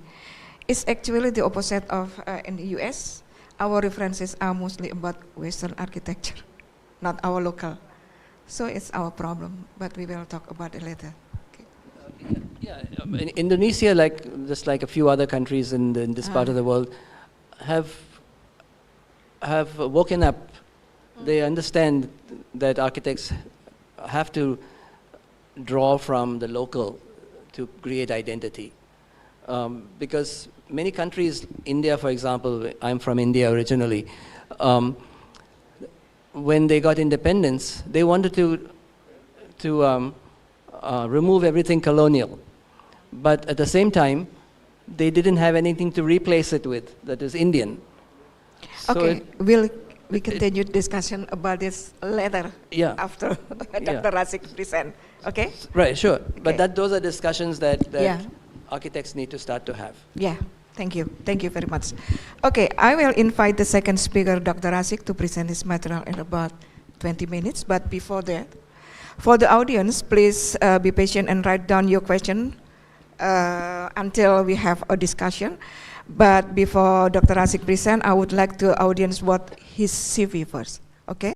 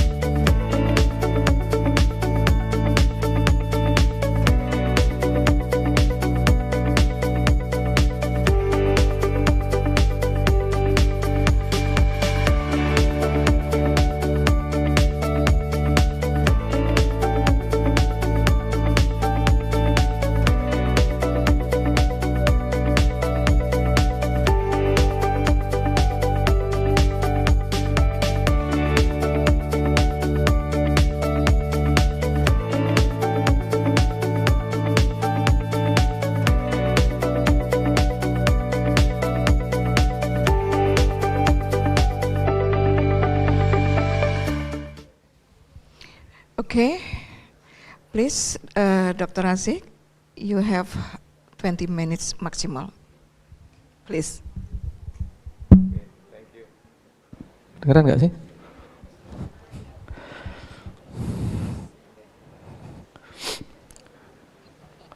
Very interesting, yeah, that Mr. Joe present about vernacular architecture. The topic is vernacular architecture. Maybe someone don't understand about what's the vernacular architecture. Maybe I want to present in language, mixed language, Indonesia and English. Maybe someone will be easier to understand about my presentation. Apa sih sebetulnya vernakular arsitektur?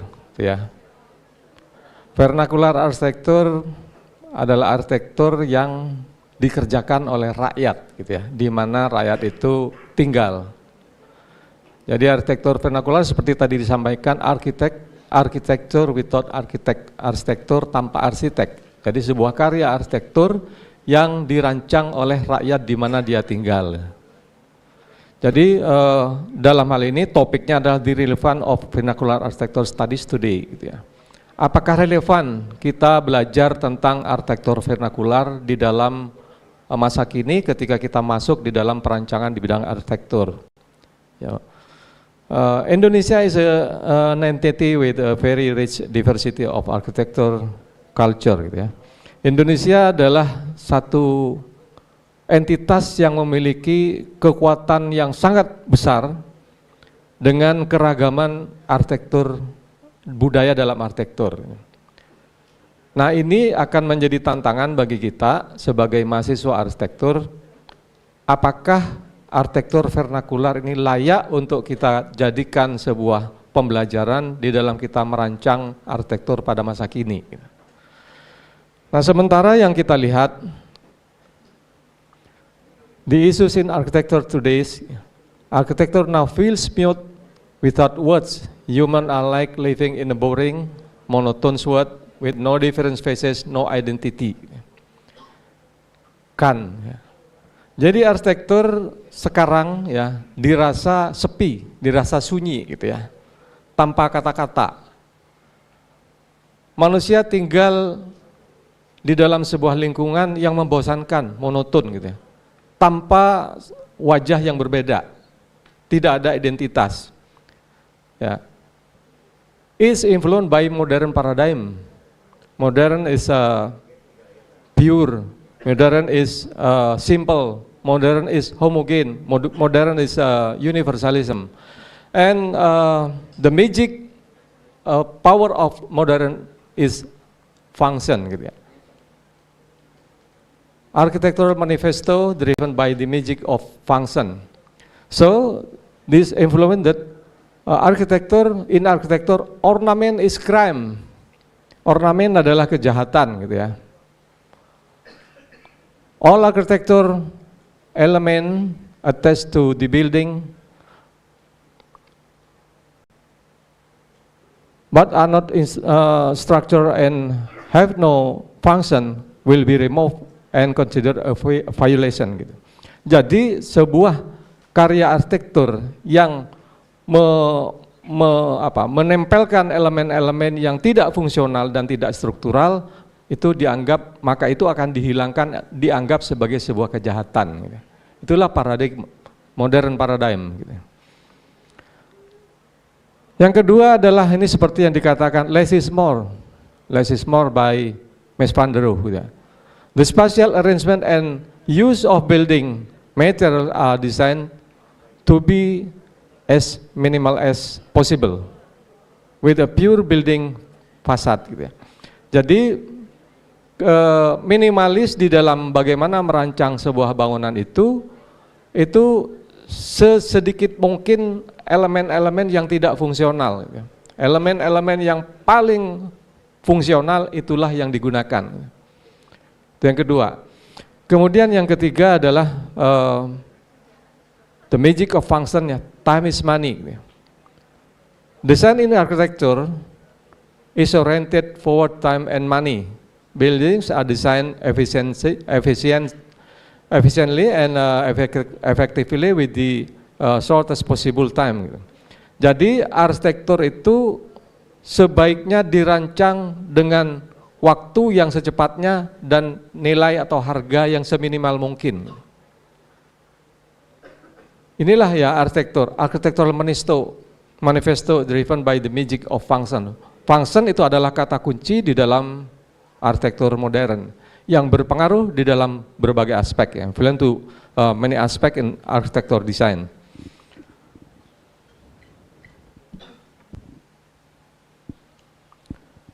Kemudian arsitektur based on the power of function magic, ya. Jadi we don't know where the building is located the power of functional magic, present a minimalist form that has erased any traces of local wisdom. Gitu. Jadi kita tidak tahu lagi di mana arsitektur itu tumbuh dan ditempatkan, ya, karena kekuatan fungsi, kata fungsi di dalam paradigma modern itu kemudian menghilangkan jejak-jejak dari kebijakan tempat. Gitu. Karenanya kemudian arsitektur has lost its identity.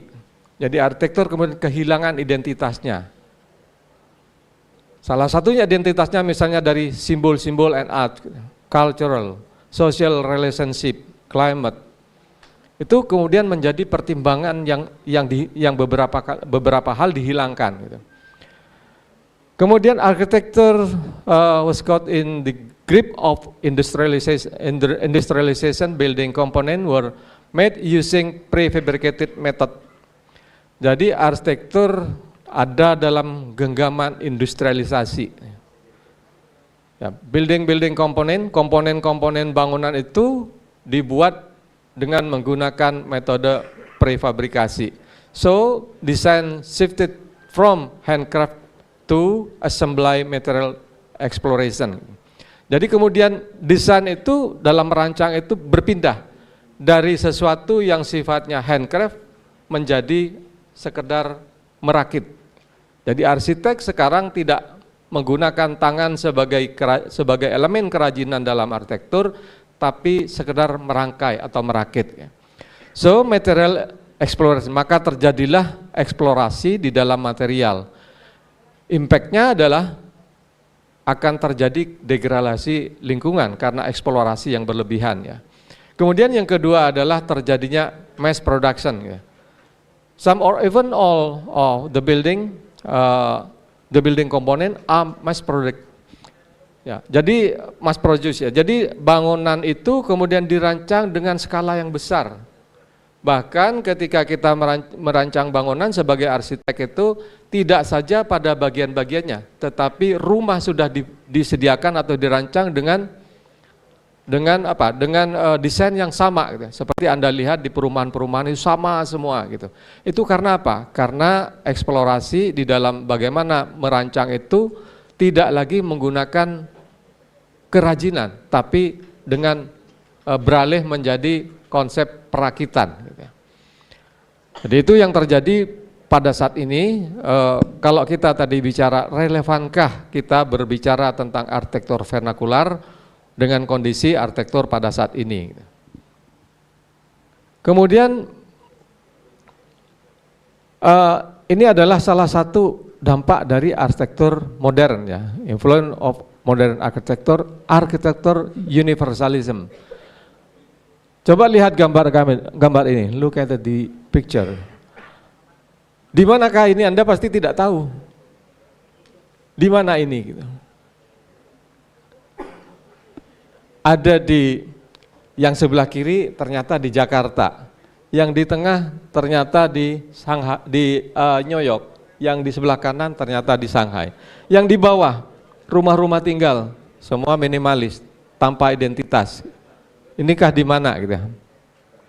Yang paling kiri itu di Thailand, yang sebelahnya lagi itu di Australia, yang sebelahnya lagi itu di Singapura, sebelahnya lagi di Indonesia.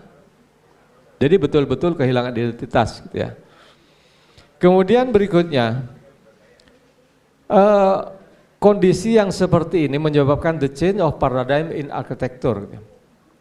Jadi arsitektur handcraft, jadi udah kehilangan. Anda tidak lagi merancang arsitektur dengan menggunakan tangan Anda untuk merancang sebagaimana yang seharusnya di dalam proses perancangan yang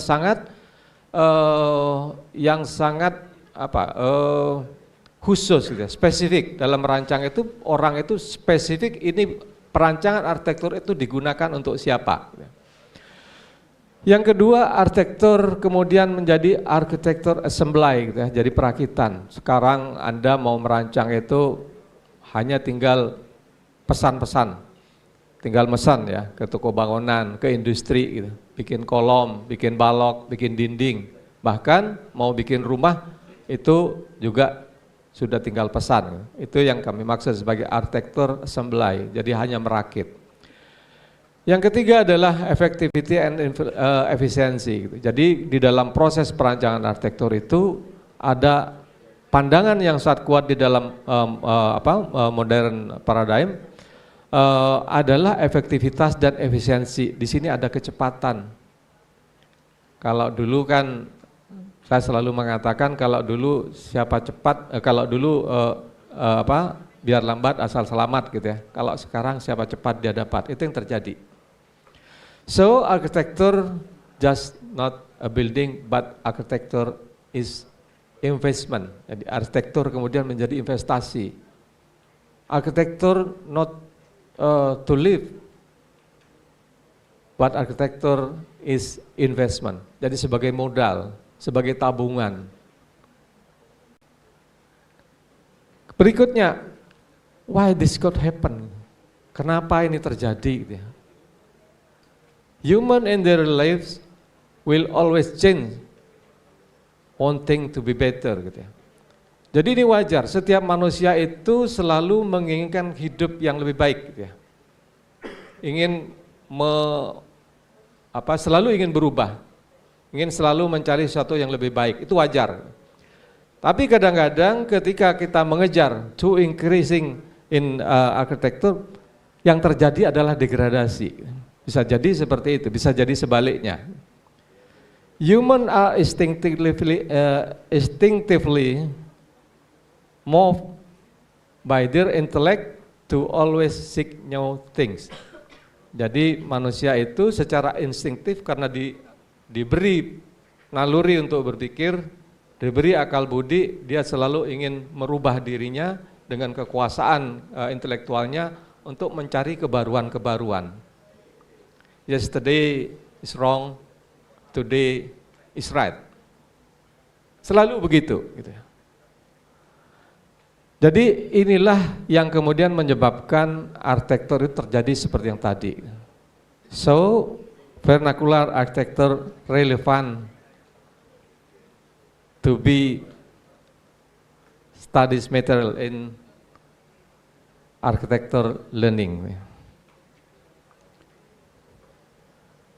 Kemudian arsitektur in scientific complexity. Jadi arsitektur berada di dalam kompleksitas keilmuan. Ketika kita ingin merancang sebuah bangunan, kita dihadapkan pada berbagai pilihan dan berbagai pengetahuan yang begitu kompleks. Jadi arsitektur is a discipline where you can have multivariant interest. Anda bisa menjadi seorang filosof, Anda bisa menjadi seorang geografer, Anda bisa menjadi saintis, Anda bisa menjadi artis, dan Anda bisa menjadi seorang engineer. Ketika Anda ingin menjadi perancang atau arsitek desainer. Inilah yang terjadi. Dan yang kita pelajari adalah banyak hal, pengetahuan, knowledge courses, skill courses, dan itu akan membentuk bagaimana Anda akan merancang yang dipengaruhi oleh banyak hal dalam hal pengetahuan, Jadi seluruh pengetahuan yang harus Anda pahami ketika Anda merancang arsitektur, sehingga pilihan-pilihan itulah yang kemudian merubah cara pandang kita bagaimana kita merancang. Saya ingat betul pidato guru besar dari Undip, Prof. Sidarta. Beliau mengatakan bahwa tidak ada seorang profesional yang pengetahuannya lebih luas daripada seorang arsitek. Jadi ketika Anda menjadi arsitek, Anda merancang sesuatu, maka Anda harus tahu tentang sesuatu itu. Itulah yang terjadi. Sehingga pilihan-pilihan dalam kita merancang itu, kita dihadapkan pada banyak pengetahuan yang kita bisa pilih sesuai dengan apa yang kita pikirkan. Jadi itu yang terjadi. Kemudian yang kedua adalah arsitektur in various influences of paradigm perspektif. Ya. Jadi di sini arsitektur in various paradigm influences. Jadi inilah yang mempengaruhi arsitektur. Paradigma yang bekerja di dalam lingkup kita sebagai seorang arsitek. Ada materialistic paradigm, ada location paradigm, ada theoretic paradigm, ada timeline paradigm. Jadi ini yang mendorong kita untuk memilih bagaimana kita merancang, gitu ya. Jadi arsitektur is not just one thing, it's not just an art. It has to deal with the real situation. It has to do something good for the society. Jadi inilah yang terjadi. Jadi tugas arsitek itu sangat luas, gitu ya. Kemudian dari segi arsitektur in terms of scope and scientific boundaries, gitu ya. Jadi di sini arsitektur lingkupnya sangat dalam dan sangat luas, gitu ya. Arsitektur belajar tentang material, belajar tentang interior, belajar tentang building, belajar tentang landscape, belajar tentang village, city, and world. Jadi itulah cakupan dari arsitek yang harus kita lakukan di dalam bagaimana kita merancang. Jadi banyak sekali pengaruh-pengaruh yang mempengaruhi bagaimana seorang arsitek merancang. Nah dari sini apakah lalu bagaimana gitu ya akan kita lakukan terkait dengan vernakular arsitektur, pembelajaran arsitektur. Vernacular architecture serve as a living repository of traditional technique that can inform modern sustainable building practice. It offers insight into how to build in harmony with the local environment. Vernacular architecture more than just a technique, but a way to provide for a culture needs while maintaining its identity. Jadi itulah yang terjadi. Jadi sebetulnya arsitektur vernakular itu bagaimana kita akan gunakan sebagai sebuah kajian atau sebuah bahkan studi di dalam kita menjadi arsitek nanti. Di sana banyak menyimpan pengetahuan yang bisa Anda lihat dari berbagai aspeknya. Jadi berbagai bagian dari aspek yang atau komponen-komponen yang ada di dalam arsitektur vernakular itu kita ambil sebagian-sebagian, gitu ya. Dari aspek spasial, dari aspek stilistikal, dari aspek struktural. Aspek stilistikal dari sisi bentuknya, ornamentasinya, pada dindingnya, pada tiangnya, dan apa saja yang bisa kita lihat dari aspek stilistikal. Dari aspek ruang, spasial, Anda bisa melihat ruang luarnya, ruang dalamnya, ruang sekitarnya. Ada pembedaan antara ruang satu dengan ruang yang lain. Jadi itu yang terjadi yang bisa kita pahami dari arsitektur vernakular. Kemudian apa yang menjadi karakteristik dari arsitektur vernakular? Karakteristik and component of vernacular architecture. Locally source material. Jadi ini material yang berasal atau bersumber dari lokalitas. Itu yang dicakup oleh arsitektur vernakular. Yang kedua, climate adaptation, gitu. Jadi desain are customized, ya, to withstand the specific local climate condition. Cultural representation, jadi merepresentasikan budaya. Jadi express the unique traditional lifestyle and social habit of a particular community. Traditional knowledge, jadi banyak sekali nanti bisa kita ambil manfaat dari tradisional pengetahuan-pengetahuan tradisional yang ada di dalam arsitektur vernakular. Dan kelima adalah sustainability, jadi keberlanjutan di sini. Ini yang terjadi di dalam arsitektur vernakular.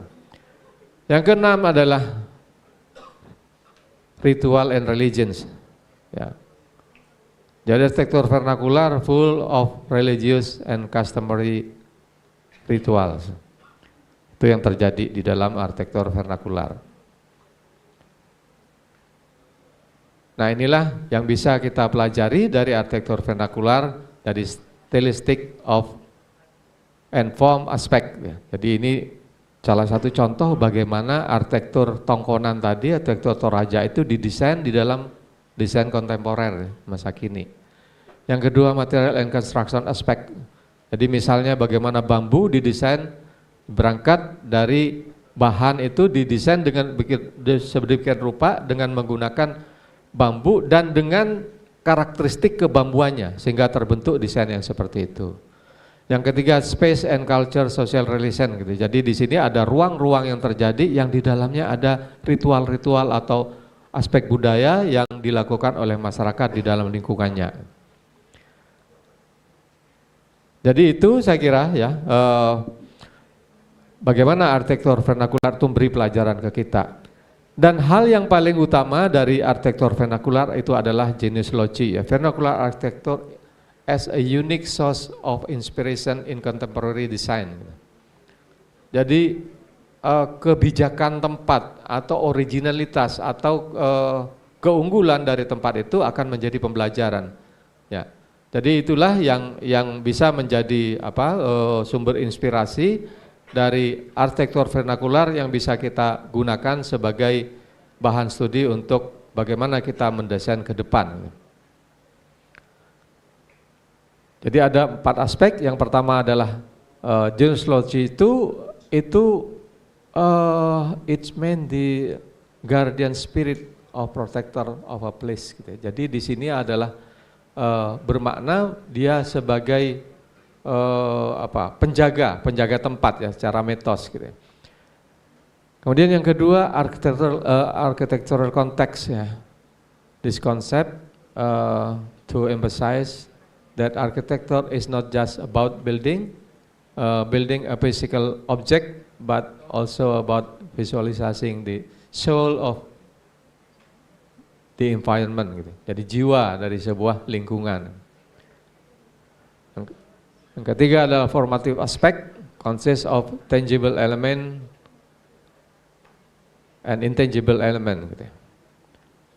Yang keempat adalah purpose, understanding genealogy help architect create space with a strong identify and character, rather than simply being empty modern spaces. Jadi arsitektur vernakular lebih memberikan kekuatan identitas karakter daripada sekedar ruang-ruang modern yang kosong. Nah inilah kekuatan dari kita ya. Indonesia is the largest archipelago with diverse ethnicities and culture. Inilah beberapa kekuatan yang bisa kita gali dari arsitektur vernakular yang kita punya di Indonesia dan itu sangat unik dan akan menjadi perancangan yang khusus yang tidak akan ditemui di tempat lain. Itulah sebagai sumber inspirasi bagi kita sebagai pelajar, sebagai desainer nanti arsitek khususnya di Indonesia. Maka jadikanlah ini sebagai sumber inspirasi dalam proses perancangan ke depan. Saya kira itu yang bisa saya sampaikan untuk mengimbangi ya in English and Indonesia. Jadi mungkin ada beberapa dari Anda yang sebagian nanti malah bingung ketika akan apa sih sebetulnya arsitektur vernakular dan bagaimana relevansinya dalam studi-studi kita. Saya kira itu yang bisa saya sampaikan secara singkat terkait dengan topik kali ini adalah vernakular arsitektur, apakah masih relevan untuk kita pelajari pada saat ini. Saya kira demikian Bu Panca, terima kasih. Thank you Dr. Asik, we give him big applause. We are now moving on to the question and answer session. I don't think we have much time, so I want 3 questioners. Okay, 1, 2, yes, okay. The last one. Okay. Okay, from Sudan. Okay, please help me to give the microphone.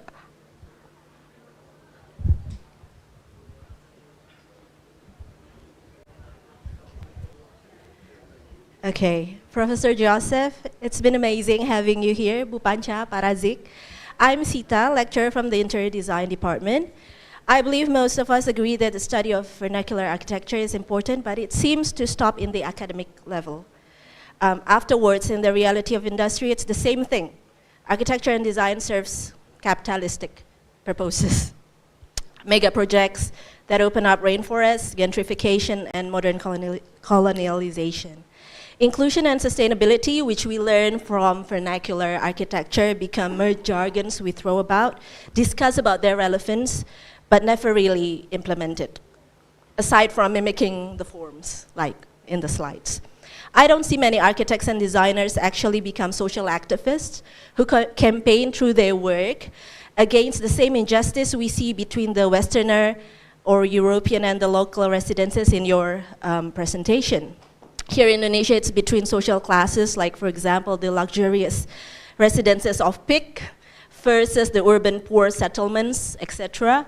Most of us merely try to survive with the mythical 19 million employment in third world country.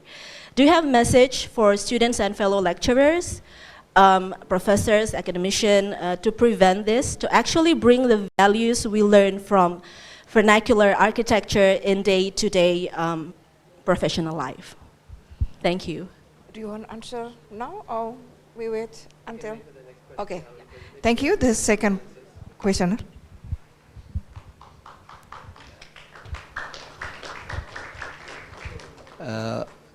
Mr. Ju, yeah, I appreciate both your presentation. It's very useful, very important for us, yeah, to enrich our knowledge about vernacular. Yeah, yes, is your experience, yeah, is very great, yeah. So I think you have explained about vernacular, traditional, and also modern architecture all over the world, yeah, Africa, Ethiopia, Latin America, and Zimbabwe, Indonesian. I think you can. It is better if you publish about your knowledge, your presentation in a book, yeah, because it is very wonderful, very yeah, very great for us. Yeah, it is not very easy to go to everywhere over the world, yeah, and if you write down about your experience, about your science, about vernacular in book, yeah, we can easily to more understand, yeah, and if you can, maybe you have written a book, maybe, yeah, or you will written the next book, please inform us, yeah, maybe a journal, a books, or maybe hard print books, yeah. Maybe I can buy, because it is very important, very useful for us.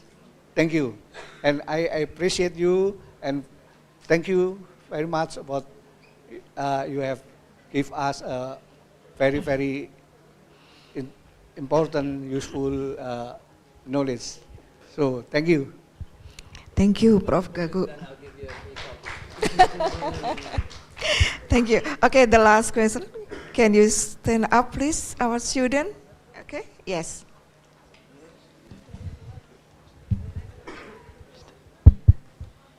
Okay, thank you to Bu Panca, Pak Razik, dan Pak Joseph for giving me the opportunity to ask questions. My name is Rasya Tofi Pratama. I'm from Arsitektur from 1TB1. From 1TB01. So, it's such an honor for me to ask a question for you all, because it's important for us, especially for architecture student, about vernacular architecture. Literally right now, there's so much issues relating to vernacular architecture have arisen in this era of modernization. Many architects claim that they have successfully blended vernacular elements with other styles. But in fact, when we look at it, we are not sure where the vernacular aspect came from. Such a basic buildings with a traditional roof, but it looks like a basic roof. So, as architecture students, how can we incorporate this vernacular architecture into our buildings without losing its sense of identity? Thank you so much. Okay, thank you, Joe. You can ask for all the questions.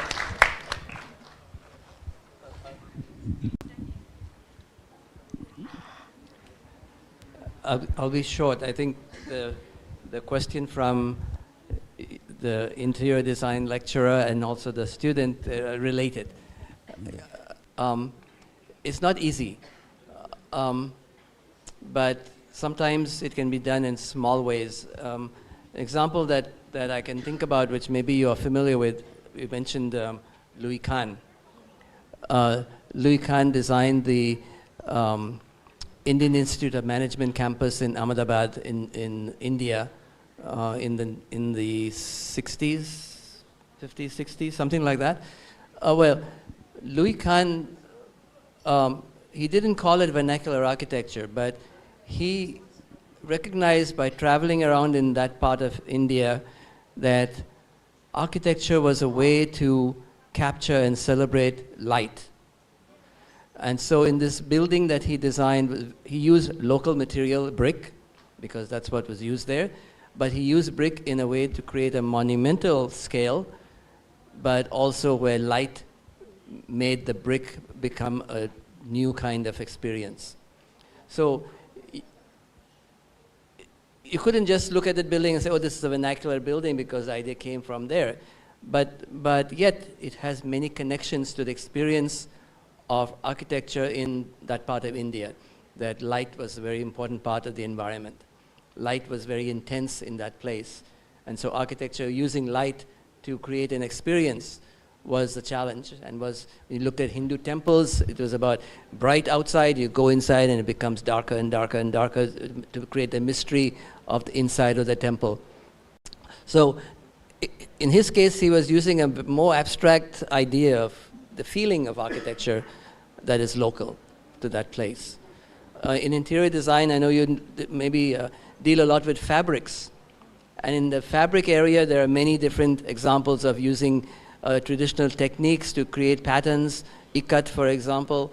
But then taking that to a new level by using digital technology to create ikat patterns, right? Which again, it may not be obvious to the everyday person, but it preserves a certain type of design vocabulary.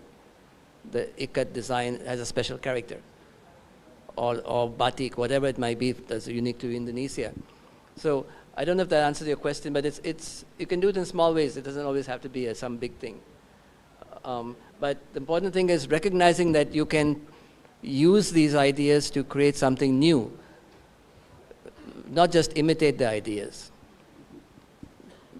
Because using ikat, for example, the fabric, and designing something for an office building in New York doesn't make much sense. But it makes a lot of sense if it was in Southeast Asia, in Thailand, or here, or India, because that tradition is part of those cultures. And yeah, and when the book is ready, I'll give you a free copy.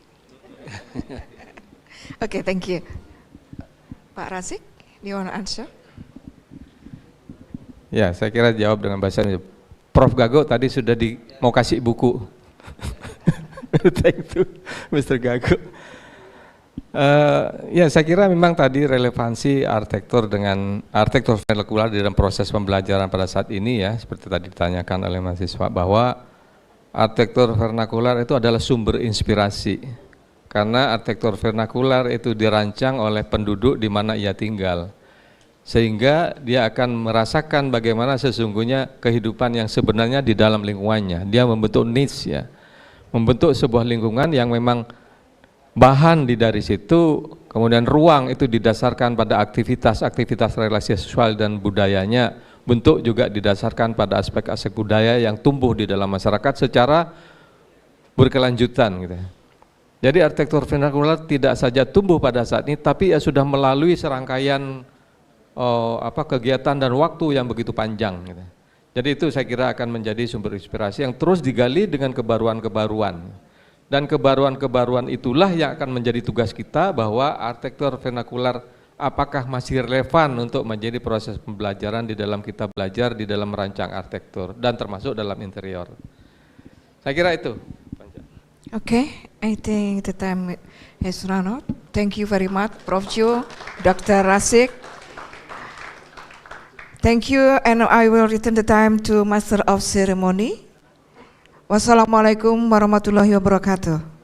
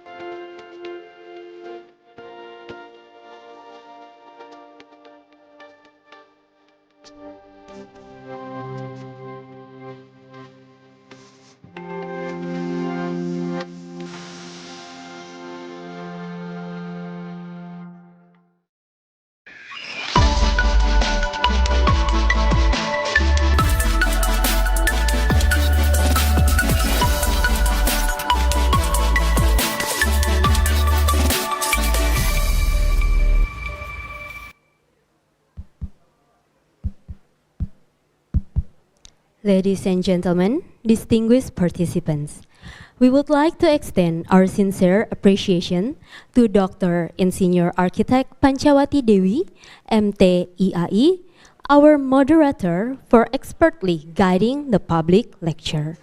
Our gratitude also goes to all esteemed speakers and participants for their active engagement, particularly during the question and answer session. May the insights shared today serve as an enlightening experience, enriching our perspective in shaping the built environment and inspiring meaningful action across education, research, and everyday architectural practice. Ladies and gentlemen, this insightful public lecture would not have been possible without the presence and generosity of our distinguished speakers in sharing their knowledge and experience, as well as our moderator for skillfully guiding the discussion. As a token of our appreciation, we will now proceed to the presentation of certificates. With great respect, we invite Dr. Architect Agus Dharma Tohjiwa, ST.MT IAI, Head of the Undergraduate Program of the Faculty of Civil Engineering and Planning, to kindly present the certificates to our esteemed speaker and moderator. To Dr. Agus Dharma, please proceed to the designated area.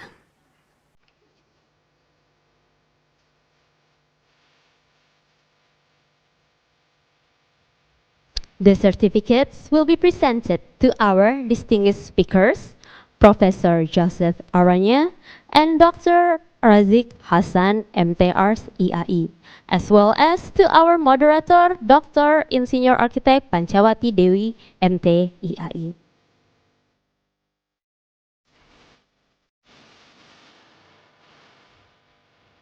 We kindly invite the speakers and moderator to proceed to the designated area.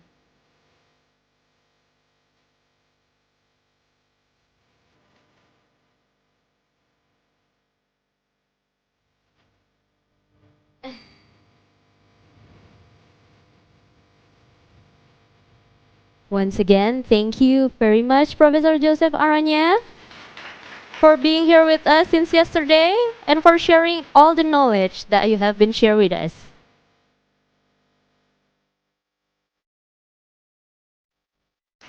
Thank you, Dr. Razik Hassan, for also sharing your knowledge with us.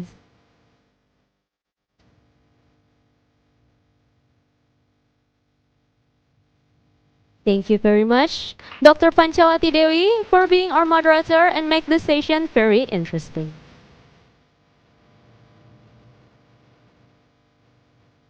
You may hold for a second because the documentation team will take a picture for a while. Once again, give a round of applause for our speaker and moderator. And we would like to invite our VIP guests to take a picture with the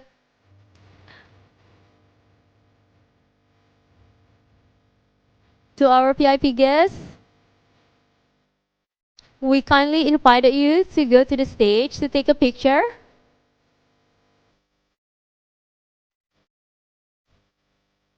And for our documentation team, please be ready.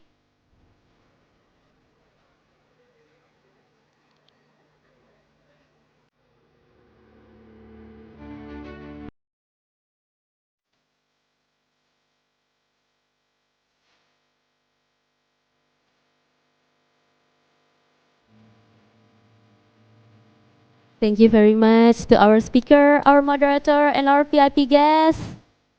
You may kindly return to your seat.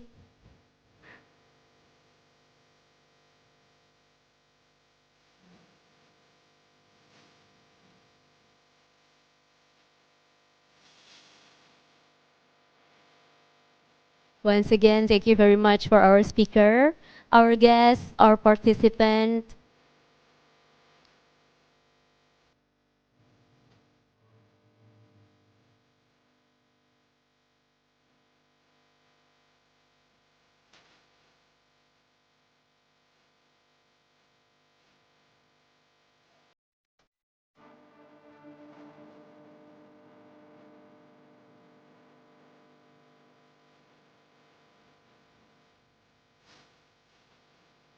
To Mr. Joseph, Professor Joseph Aranya, you may sit wherever you feel most comfortable.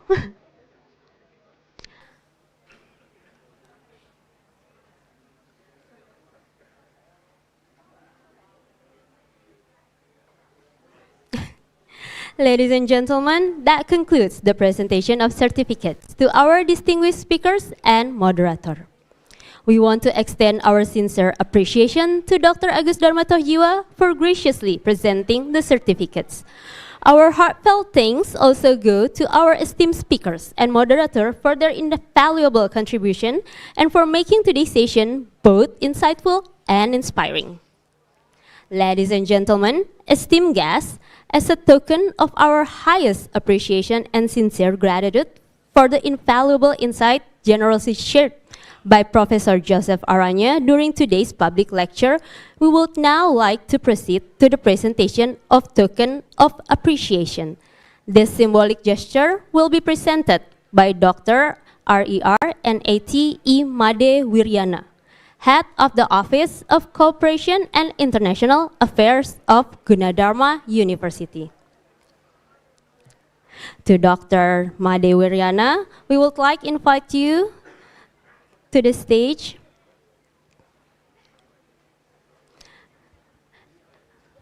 And to Professor Joseph Aranya, we would like to kindly invite you to the stage as a symbolic gesture of our appreciation, a little token of appreciation from us to you.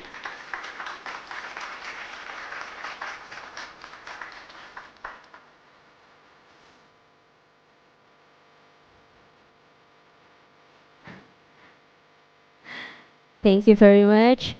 Ladies and gentlemen, this concludes the presentation of the token of appreciation.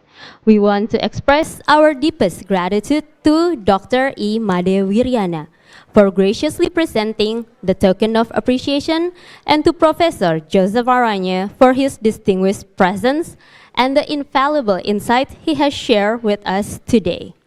We wish you continued success in all your future endeavors and a most pleasant time, memorable experience during your time in Indonesia.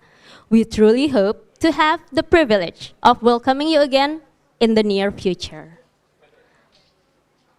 Ladies and gentlemen, esteemed and distinguished guests, as we arrive at the concluding segment of today's public lecture, before we formally bring this session to an end, we invite you to join us in welcoming the closing remarks. It is a great honor to invite the Dean of the Faculty of Civil Engineering and Planning, Gunadarma University, Dr. Insinyur Architect Razik Hasan, MTArs IAI, to deliver his closing remarks.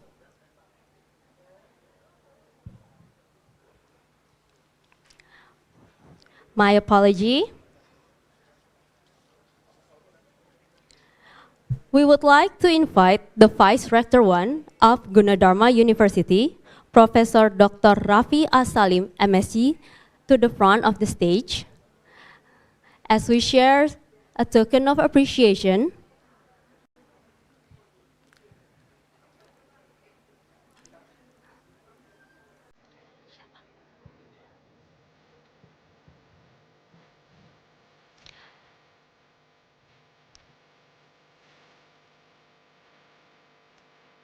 A little something to remind us by.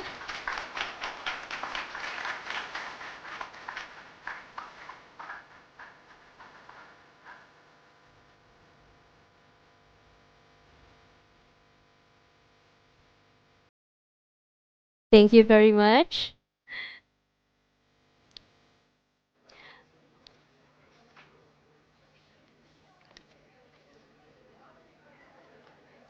Ladies and gentlemen, esteemed and distinguished guests, as we arrive at the concluding segment of today's public lecture, we would like to honor and invite Professor Dr. Rafi Asalim, MSc, back to the stage to make the closing remarks and officially close our event today. To Professor Dr. Rafi Asalim, MSc, the stage is now yours.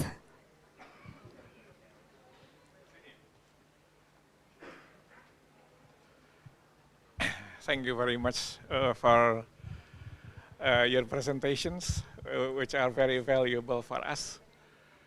I just know what is vernacular architecture today. I hope we can bring home the ideas and implement it to our professions. I just come here to close the ceremony, the acara apa? The discussion. Thank you for all of the participants, the audiences. I hereby close the meeting formally. Tok tok tok. Thank you very much. Assalamualaikum warahmatullahi wabarakatuh.